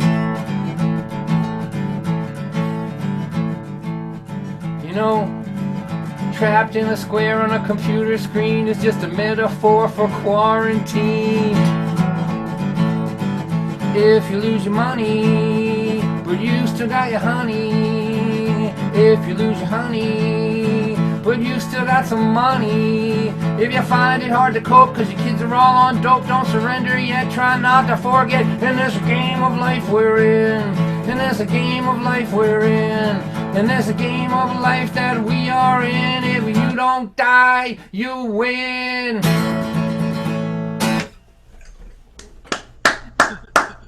Yeah. Thank you. And the crowd goes wild. All right, now. Thank you, everyone. Thank you, everyone who's watching from around the world. So, as Christine said, I started these open mics, and the thing about them that makes them different from other open mics here in the city is that they're designed for the unreachables, to reach the unreachables, kids whose parents have drug problems, kids who are homeless, you know, people that wouldn't go in, kids that wouldn't go into a church, a coffee house, or a school, but we get them all to come over here, and it sort of saves their life. I mean, they say that. I don't really think that's true, but they find a community of other misfit kids, and one of the key ingredients that has made it successful is that we let them say whatever they want. We don't censor them, and they'll come in, and I think for the first time in their life they have.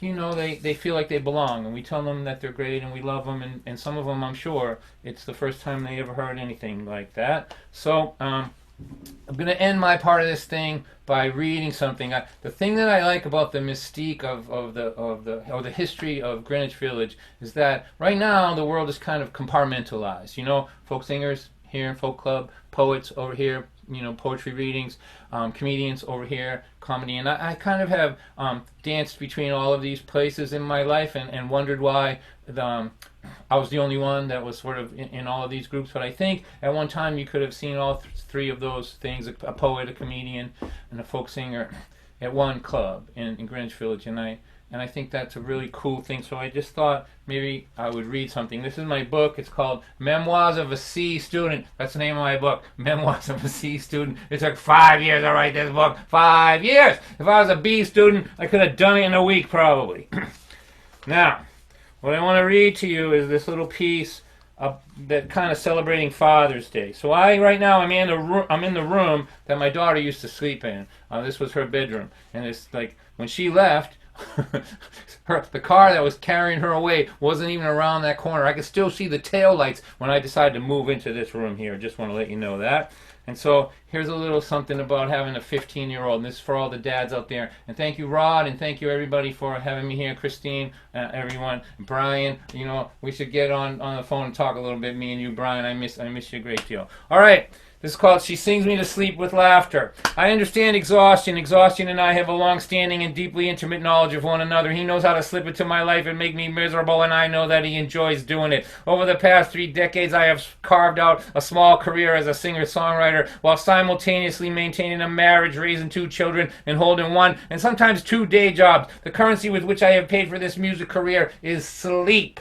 And sleep is the constant exhaustion is the constant companion of all of us who choose to trade in this particular currency. Now, my daughter's bedroom is right next to the bedroom where my wife, myself, and Exhaustion sleep. There's never been a real door on her room. We installed one of those flimsy folding doors that opens and closes like an accordion. It has given her some privacy, but has denied her of one of the key ingredients of a complete adolescence. What's that, you ask? It's a door that slams. That's right. My daughter has never had a slammable door on her bedroom, and it's something that she's working out in therapy now as an adult. All right. Now, one night when my daughter was 15 years old, Exhaustion was beating me about the head and shoulders. It was 11:30 p.m. I could hear the 6 a.m. setting on my alarm clock, actually taunting me. I'm going to ring as soon as you close your eyes, big guy. My daughter was on the phone with one of her girlfriends right here. She was laughing. It was the kind of a laugh that can only come from a 15-year-old girl. To the untrained ear, all laughter sounds the same. However, the laughter of a 15-year-old girl on the phone with her best friend is a sound unlike any other on earth. I am lying in bed. I am so tired I could cry. I am not only being taunted by Exhaustion and my alarm clock, but also by all the realities inflicted upon my life, by every poor decision I have ever made. Sleep, even just a morsel of it, is the only remedy. Unfortunately, I am being denied this cure by the shrieks and wails of hysterical teenage laughter devilishly dancing out of my daughter's bedroom. So I decide that I must address the situation, and I begin the process of deciding which of my two available dad identities I should manifest in the bedroom doorway of my inconsiderate daughter. The first one that comes to mind is the stereotypical blusterer. This is the one, if I decide to manifest it. I would bring Storm over to her bedroom, and with all the self-righteous indignation available to dad number one, I would identify her crimes against humanity and the reasons why they are personally offensive to me. Then, using the loud, severely agitated, and totally unreasonable dad number one voice, I would say, I am trying to get some sleep here. You don't care that I have to get up at 5 in the morning. Why should you? You get to sleep till noon. It would never even occur to you that other people might be living in this house. And then I would raise my dictatorial muscle and say, hang up that phone right now. And boys and girls, I have to tell you, then there would be quiet. Quiet anger, quiet resentment, and quiet plotting of revenge. You see, dad number one always gets much more quiet than he bargained for. That's because he's 100% bluster and 0% circumspection. The method by which he seeks to attain his immediate goal actually fortifies the resolve of the opposition. He wins the battle at the expense of the war. He is a pawn of exhaustion and destined to spend his waking hours in an endless cycle of explosive bravado, followed by the need to apologize for it. So once dad number one is finished blowing off steam and asserting his authority in my mind, he hands the podium to dad number two. This dad also is driven to action by exhaustion, but unlike his surly cousin, he lacks the will to fight. Instead, he is a pleader. His method is to crawl out of bed looking as pitiful as possible and to speak in a defeated monotone. It would sound like this. Ariel, honey, that's my daughter's name, Ariel. I have to get up early. Please, if you love me, could you please just go downstairs and use the phone down there? Although sad and emasculated, this dad, if I choose to use him, will get the job done without behaving in a way that will create an opportunity for me to have to apologize for something later. So I decide this is the guy for the job. I take my defeated monotone and I roll it around in my mouth, and I'm getting out of bed deciding to go and address the situation when a hitherto unknown door in my mind opens up, and out walks dad number three. He speaks. Dad number one is mean, and dad number two is just kind of sad. He says, the problem here is not with the sounds in this house, it's with the way you are choosing to hear them. And I think to myself, great, dad number three is a philosopher. I say, is this going to take long? I really need to get some sleep. He tells me to shut up, and he continues. Let's take a look at what we actually have here, he says. You are about to take action that will stop the sound of laughter in your house. Is this really what you want? Don't you know that the sounds that happen in a home are part and parcel of the memories that are created there? And that quiet is what happens in a home when you are alone in it? Be careful how much of this you wish for. And then he says it again. The problem here is not with the sounds in this house. It's with the way that you are choosing to hear them. And then I get it. I get it in the center of my solar plexus. It's a giant white light of complete understanding. And I ask myself this question. What kind of a father can't go to sleep to the sound of his daughter laughing?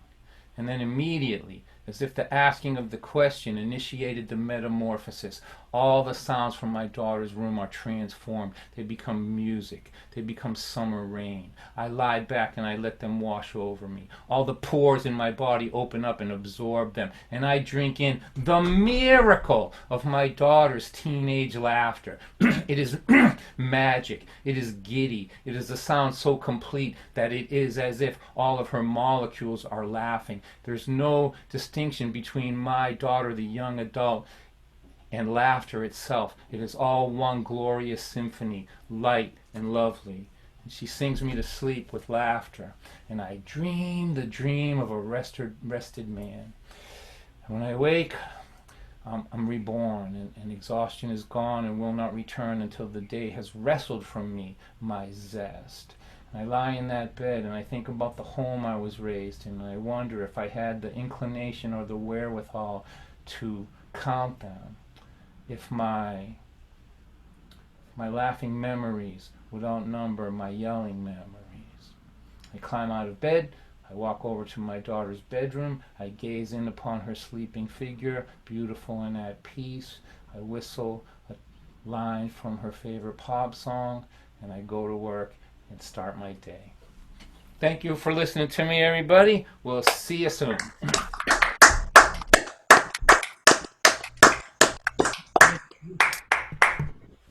That's Don White.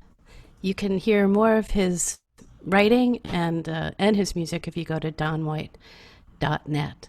And I toured with him for 9 years, and the guy is just he's a force of nature to be reckoned with. And his daughter now is a mom, so good luck with her son.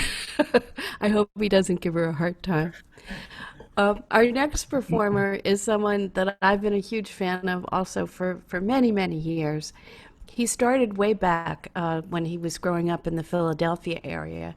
At the Main Point, he hung out there and he got to see lots of performers, and then he eventually found his way to New York. He was part of the Cornelia Street Cafe. They made a record back in the 70s, before fast folk was, ever thought of. And if he does nothing else in his life, the fact that Richie Havens sang on his song, The Long Road, is something that will be a joy in his life and the life of everybody who ever gets to hear it. So please give a warm welcome to Cliff Eberhard.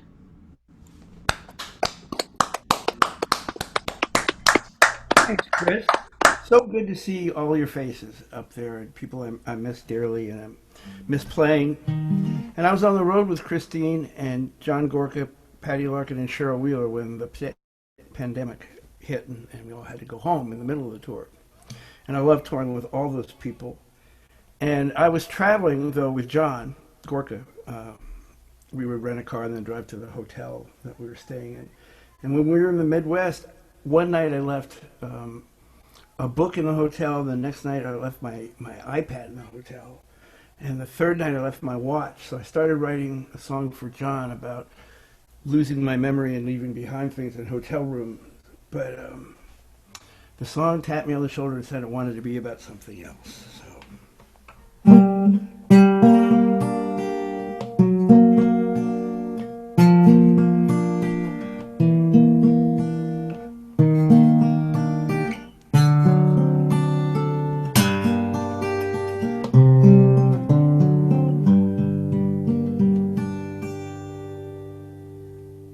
I left my passport back in customs.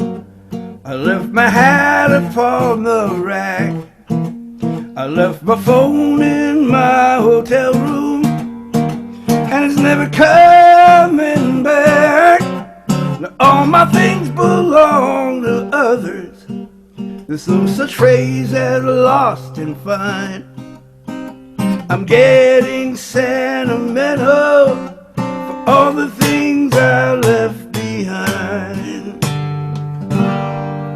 She was as beautiful as morning, sharper than a knife. She vowed she would be faithful, though we were never man and wife.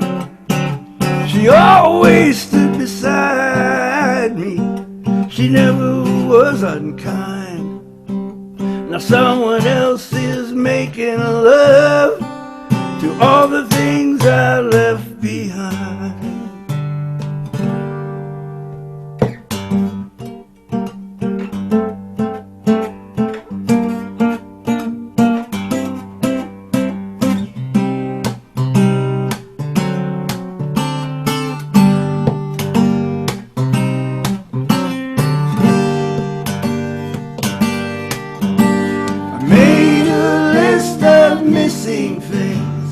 Total up the cost, but lately yeah, it occurs to me, maybe I'm the thing that's lost. I left my past in my subconscious. What we forget we soon regret. I left my heart in San Francisco, just like all the rest. Now did you look before you left? I wish there was a sign. Now I'm making my apologies to all the things I left behind.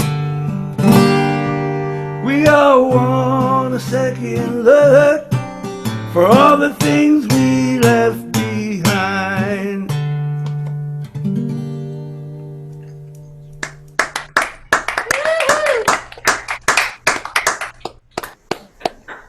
This is one that opened a lot of doors for me. You know, when I first moved to New York, or first went to New York when I was still a teenager, I went there with my brother Jeff, and our very first gig was at the Bitter End, opening for Sonny Terry and Brownie McGee. And our second gig was at the Gaslight, opening for Happy and Artie Traum for their double back album. And we felt like we were playing Carnegie Hall with the Beatles that night. So it's good to see you. I need a pick. This is Louise Mosrie. Hi.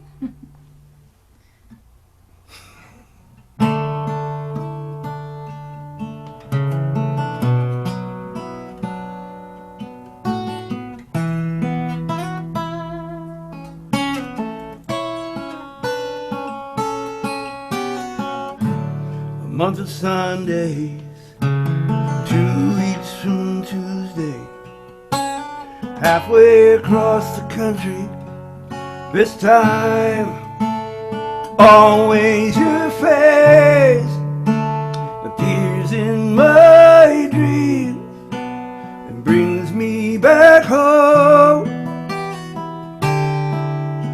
Tonight, always your face in my memory. I don't feel alone tonight.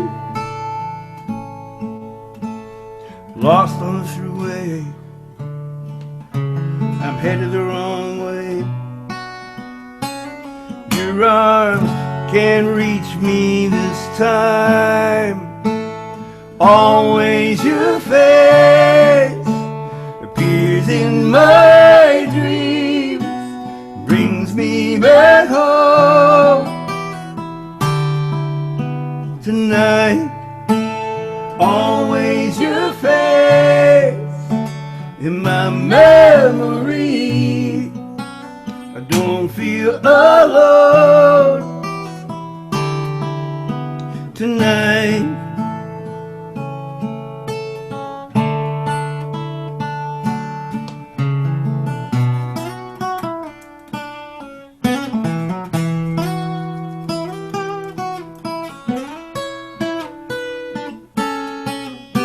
Now no one ever warns you how this life can toss and turn you when you follow the paths of your dreams.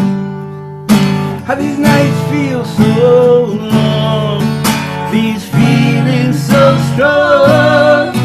I wouldn't give anything to see you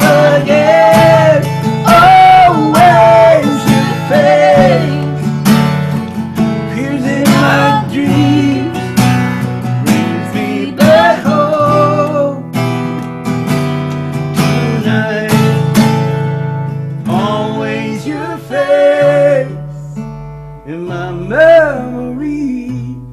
I don't feel alone tonight.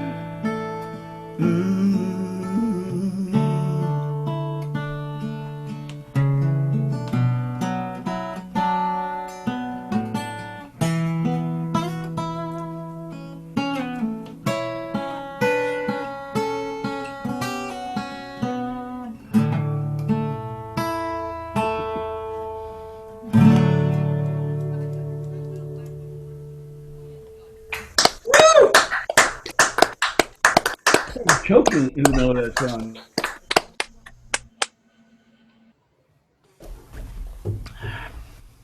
A tequila will clean your throat out every time. Well, if you want to know about my upcoming shows or online shows, and then hopefully next year live shows, you can sign up at cliffeberhard.net.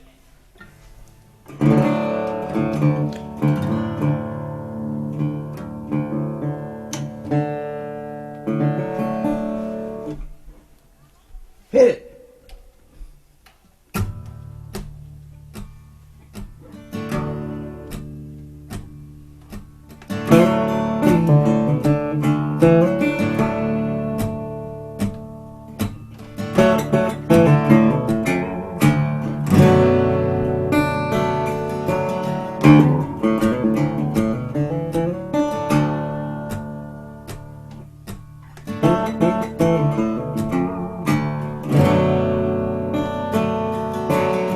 I'm good, some say I'm bad.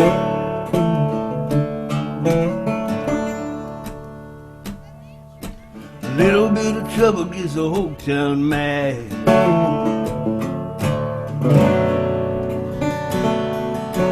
Sometimes it's true, sometimes I lie.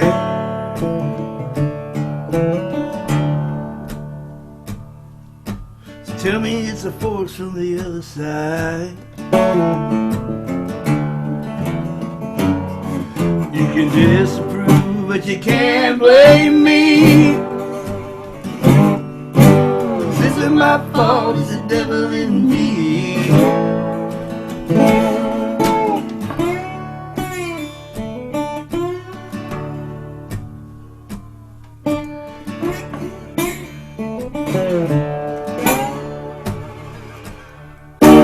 How can you be trouble ever feel so good?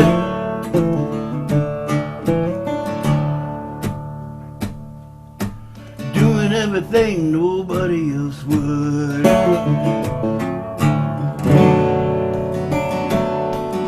The preacher tells me that I'm having too much fun.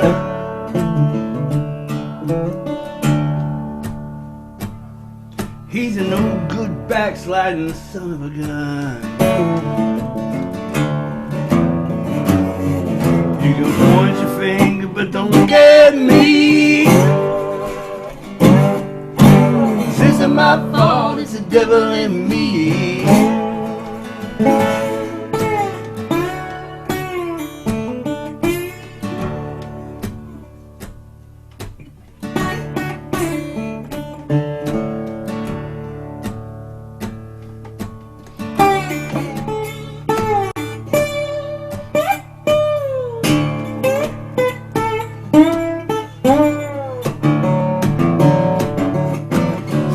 I'd like to bring the whole town red,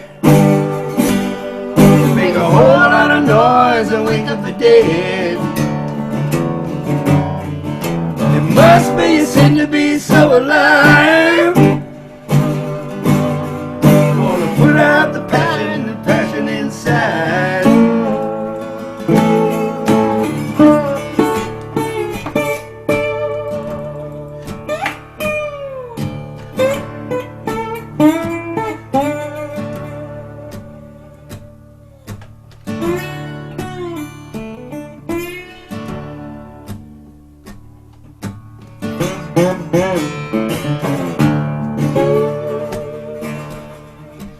Think I'm good, some say I'm bad.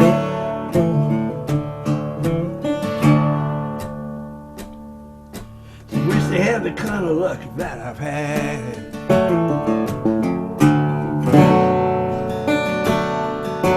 Sometimes it's true, everybody lies.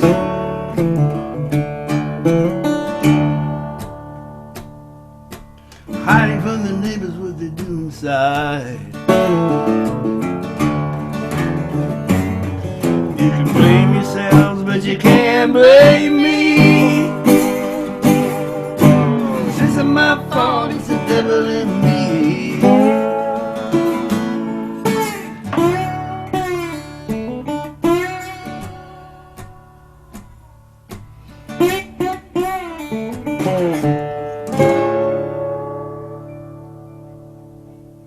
Louise Mosrie.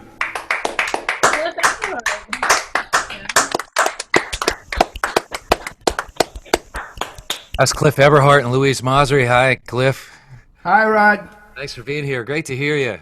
Good new song. I don't know if it's new, but new to me. I really like that. It was good. Well, how long have you been playing the National Steel? I started playing that in the mid-'90s, I guess. It was on my third record I played some slide on. Uh-huh. Sounded good. You got a nice touch. Good to see you, Rod. Yeah, you too. I'm been sitting back watching the show, and I got to say, I'm really enjoying this. I miss all of you so much. You know, it's something I guess you take for granted when you're just out there gigging around and playing. The time goes by, you're working, and then suddenly something like this stuff happens, and you're stuck home. And I tell you, I really miss hanging out with everybody and playing the music, especially during festival season. Our next performer, who's been so graciously introducing everyone else, is now going to have the dubious benefit of being introduced by me. But, you know, I've known Christine Lavin, I think, for a pretty long time. I'm sure since the early 80s anyway, and probably earlier even. And I think when we first met, you already had an LP out, which I got a copy of. It was a live LP recorded at the bitter end, am I right? No. No. Well, No. anyway, I thought it was. Well, anyway, I have been a big fan, and I think I can speak for a lot of people in the folk music scene who genuinely admire Christine, certainly for her music, her wonderful sense of humor, the fact that she can be ridiculously funny and very serious, both, and sometimes even in the same song. And also, no small achievement for the work that she's done behind the scenes, encouraging other people to come forward, organizing recordings of singer-songwriters for record labels, and is responsible today for bringing us David Ippolito and Don White, for example. Just somebody who's plugged in. The last time you and I got together, you invited me up to Roseland to play a set at the open mic at about 2 o'clock in the morning, which turned out to be a real hoot, really fun. Mark Dan and I went up on a Monday night. Yeah, I made a video of it. That was Birdland, not Roseland. Birdland. Yeah. Yes. I'm not Yeah, too- Johnny Valenti, great club owner, and just like Alan Pepper, lives and breathes music. Yeah, that was really fun, and it was a great time. Well, I don't want to waste any more time. I would simply like to say, please welcome the wonderful Christine Lavin. Thank you, Rod. Thank you so much. Thank you. I miss all you guys too. And actually, I hope everybody at home could sing along on this song. There's 3 choruses. First chorus I sing once. Second chorus I sing twice. Third chorus I sing 3 times. And if you could take out your cell phone and videotape yourself singing the chorus with me, send it to me. I'll turn it into a little video. Even you guys who are, in the Zoom room can do this. But here we go. How many times did Trump say Mexico was gonna pay for the wall? How many times did the crowd scream, Mexico, when he said, who's gonna pay for the wall? How many times did Mexico say, for that stupid wall, we will not pay? How many times did he look us in the eye and lie, lie, lie, lie, lie. Lie, lie, lie, lie, lie, lie, lie, lie, lie. Lie, lie, lie, lie, lie, lie, lie, lie,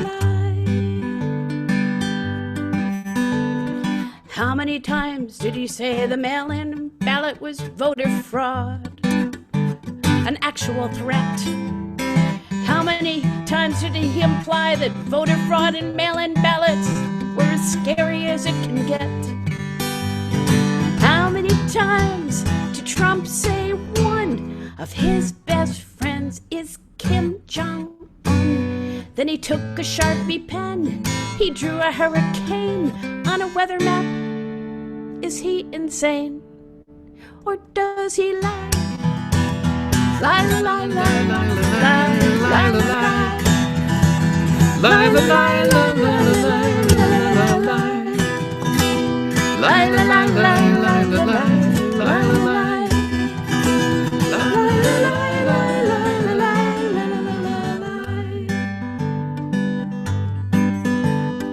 how many times did Trump say the coronavirus was just gonna disappear? In Lafayette Park, he used tear gas and rubber bullets to make the path clear, so he could hold up a Bible and wave it around. Remember the ramp at West Point, he pussyfooted down. His rally in Tulsa, they expected 1 million or so. I guess there were 985,000 no-shows because he lies. Lie, lie, lie, lie, lie, lie, lie, lie. Lie, lie, lie, lie, lie,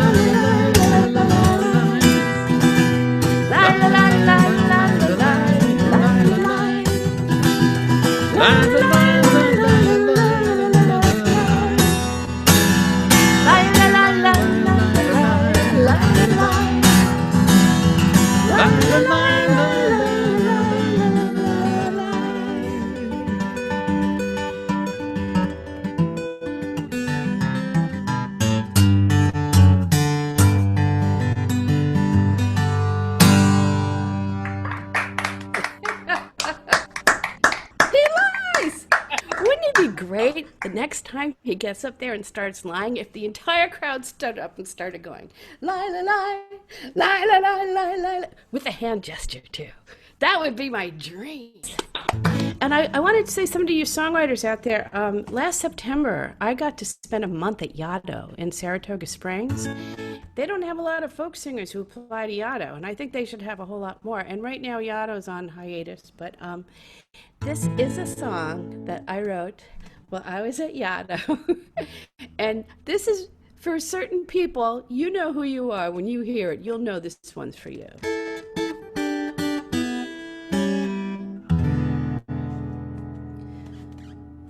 Oh, I was never the kind of musician who ever sung the blues.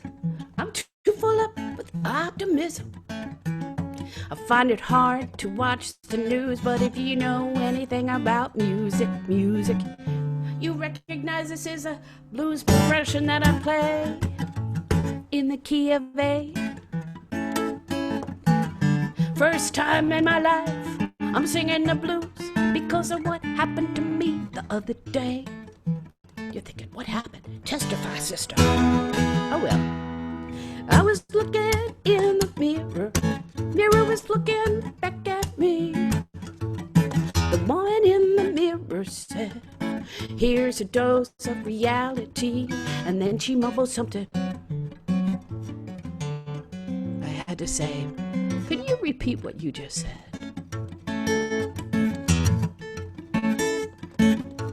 Woman in the mirror grimaced, rolled her eyes, shook her head.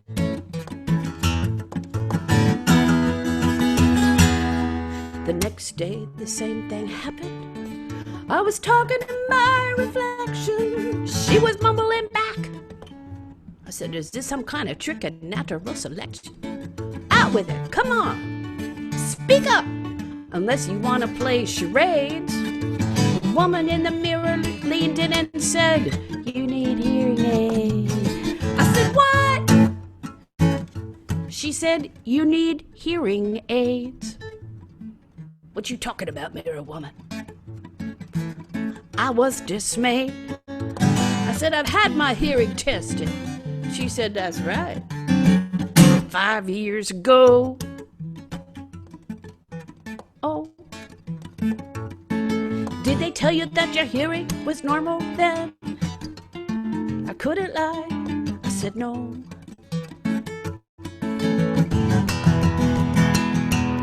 "Well, did you have your hearing tested again after that?" Again, I could not lie. 4 years ago, I knew I was in trouble, but how much trouble?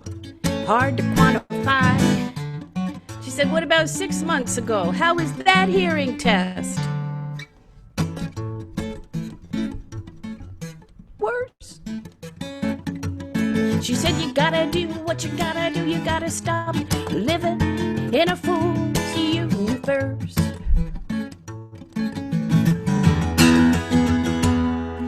Now when I talk to the woman in the mirror, I hear every word.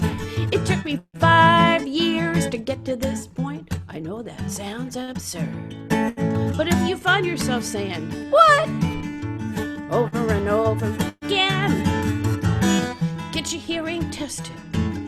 You're missing out on life, my friend. Oh, I was never the kind of musician who ever sung the blues. I'm too full up with optimism. Find it hard to watch the news, but if you know anything about music, you recognize this is the blues progression that I play in the key of A. Now I hear everything, I hear every little thing. You talk behind my back, I hear every little thing going on today.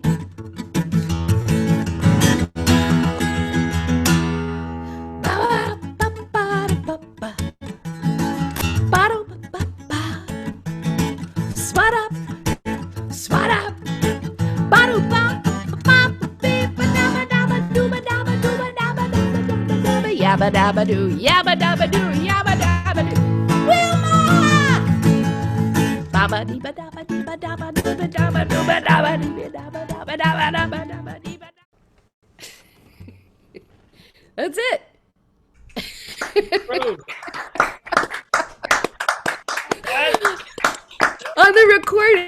On the recording, my audiologist actually, I'm going to record it for the next record. He goes, "You're not a very good blues singer." And I said, "I heard that." So there you go. And Ron, are you going to introduce the last performer now? Ladies and gentlemen, Christine Lavin. No, what about the next one? The next performer? Yes, I am going to introduce our next performer. Once again, before I do, here's the address for GVFF donations. Well, let's do it this way.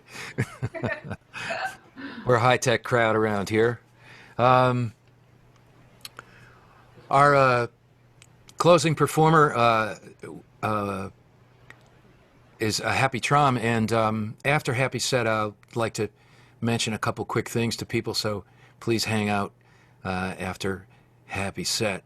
But I'm very glad to have Happy here with us today. Happy started out in New York City and was playing all the Greenwich Village clubs back in the 1960s, solo and in various groups, with and also with his brother Artie Traum. And I recently learned about Happy that he was in a group that recorded the very first recorded version of "Blowin' in the Wind." Kind of an interesting fact. Maybe he'll tell you about it, or maybe not. If you want to know more about Happy, we did an interview recently that is on my Facebook page, the Rod MacDonald Facebook page. We did an interview online, and it's very interesting. He's had a pretty impressive career, in addition to being a very, very fine musician and a real scholar of American folk music, and in particular country blues and finger-picking styles of music.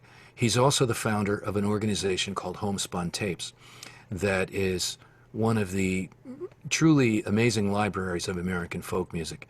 But I don't want to take up his time. So let's please give a welcome to very, very fine, legendary performer, Mr. Happy Traum.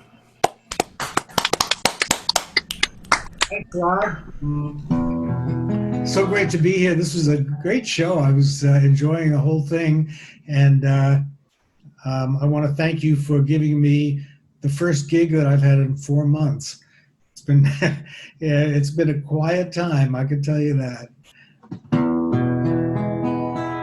So some of you might know that one of my earliest influences was the great blues artist Brownie McGee, and I did hear Christine do a blues a little while ago, so I'm going to see if I can keep up with her and do this blues that Brownie taught me many years ago. And I'm sure you all know the general gist of this song because it's a traditional song that's sung around campfires, and it's been a folk sort of standard for generations and generations, but this is the blues version.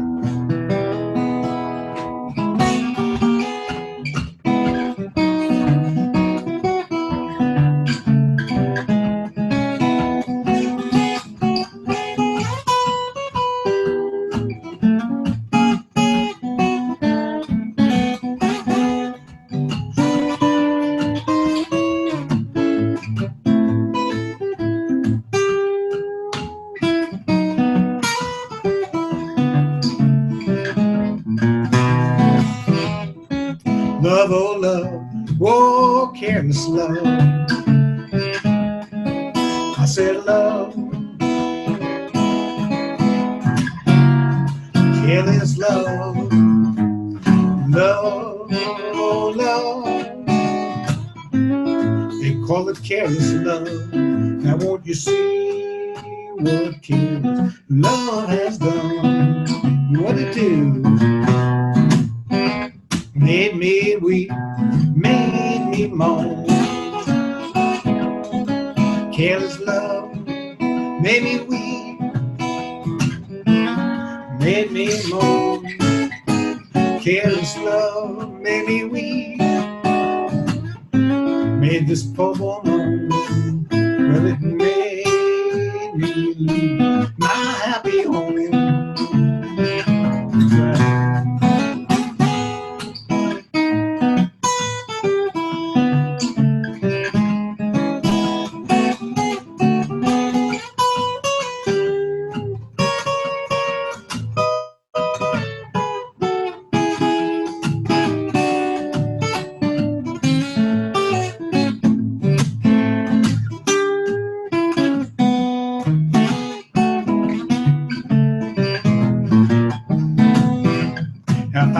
Listen to what my mama said. If I had listened what my mama said, I said if I had listened what my poor old mama said, you know I'd be home sleeping in mama's bed.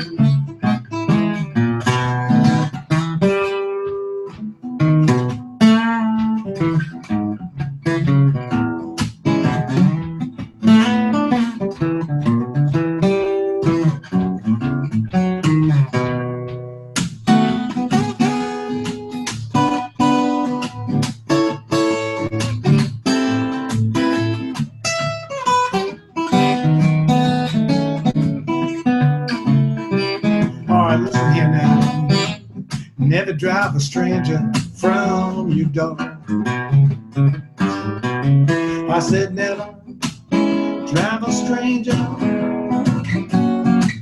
away from your door. I never drive a stranger away from your door. Well, he may be your best friend, you don't know.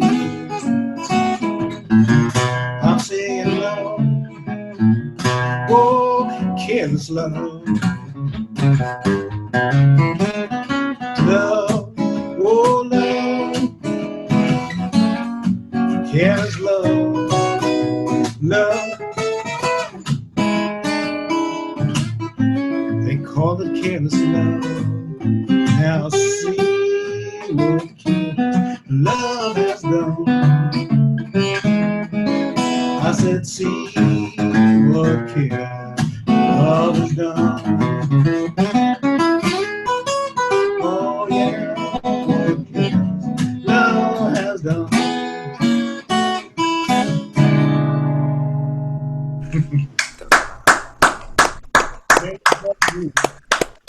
I learned that from Browning and McGee about 1959 or so.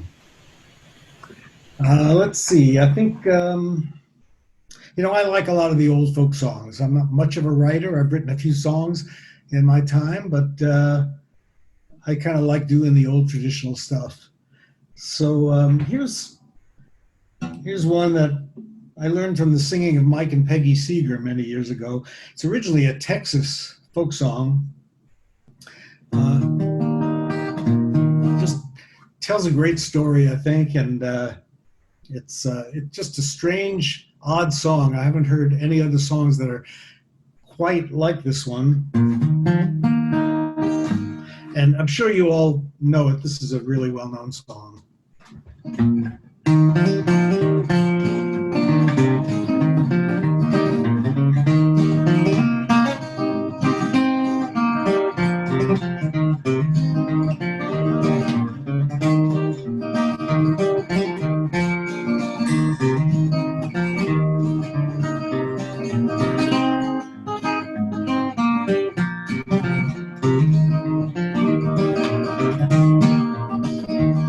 When first up to this country, a stranger I came. I courted a fair lady, Nancy was her name. Courted her for love I didn't obtain. Do you think I've any reason or right to complain?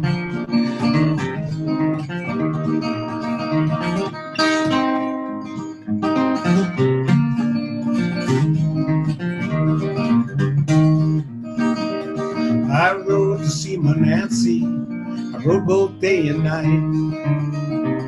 I courted pretty Nancy, my own heart's true delight. I rode to see my Nancy, I rode both night and day.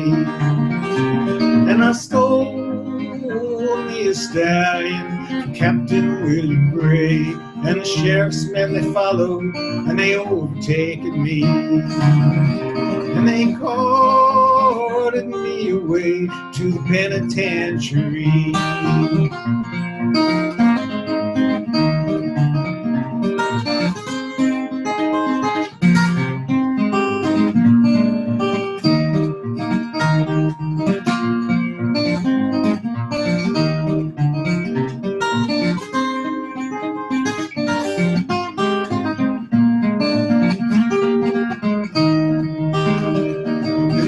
Up the door, then they threw me in. They shaved off my head, they cleared off my chin, and they beat me and they banged me, they fed me on dry beans. Till I went to my own heart, I'd never been a thief.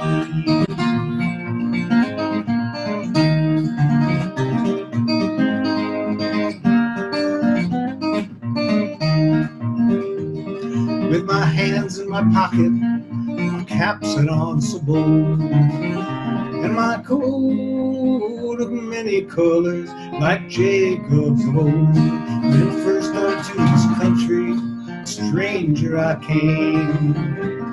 I courted a fair maid, Nancy was her name. I courted her for love I didn't obtain. Do you think got any reason or right to complain?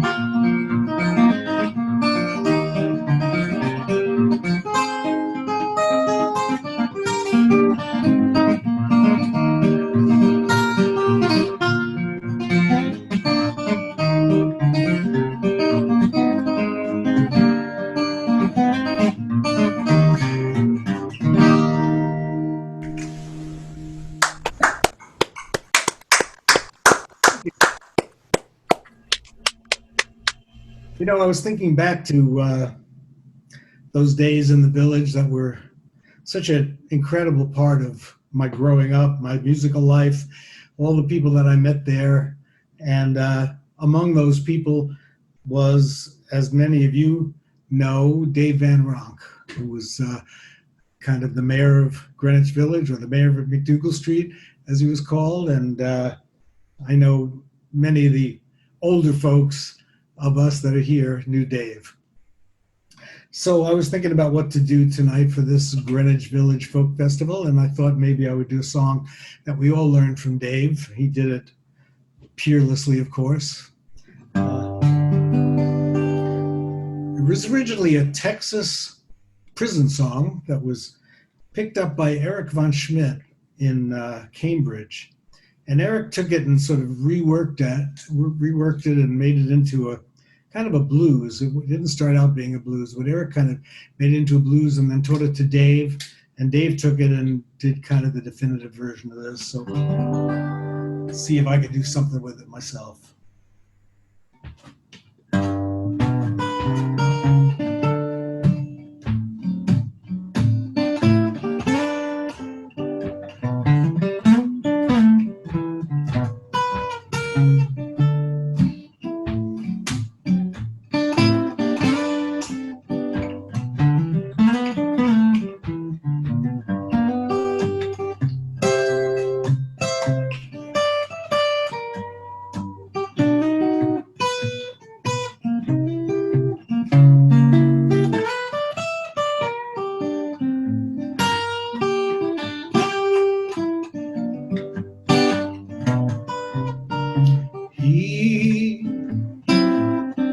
He was a friend of mine.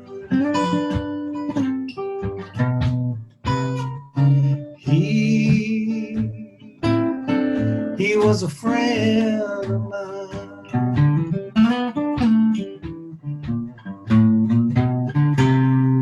Never had no money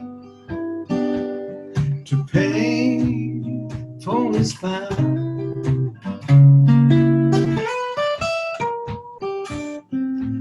He was a friend of mine.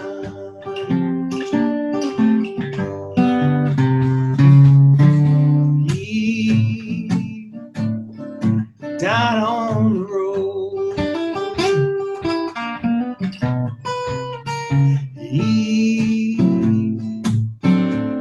He died on the road.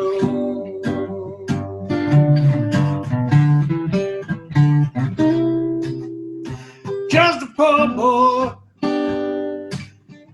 carried a heavy load.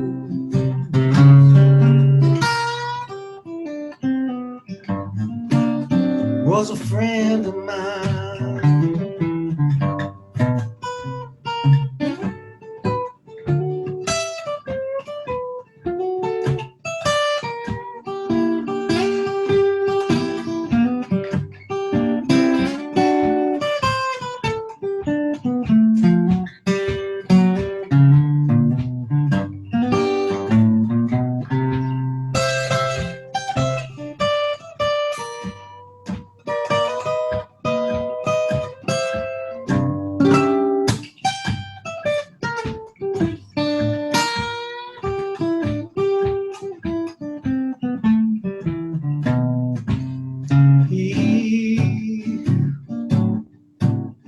He never done no harm.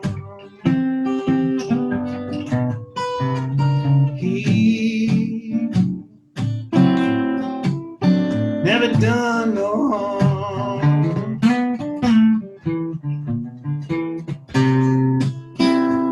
He was just a poor boy. He was a long way from home.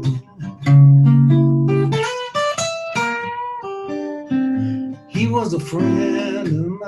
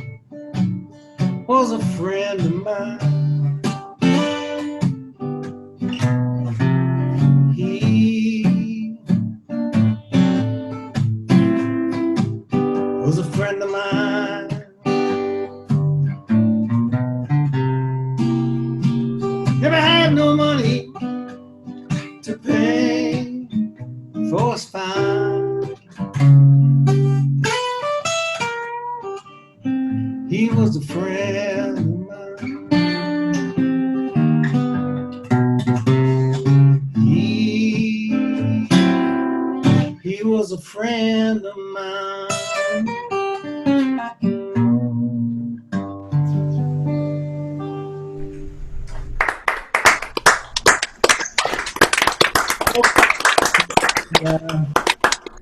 For being here. Thank you. That was beautiful, Happy, and a really beautiful tribute to Dave, who so many of us knew and loved.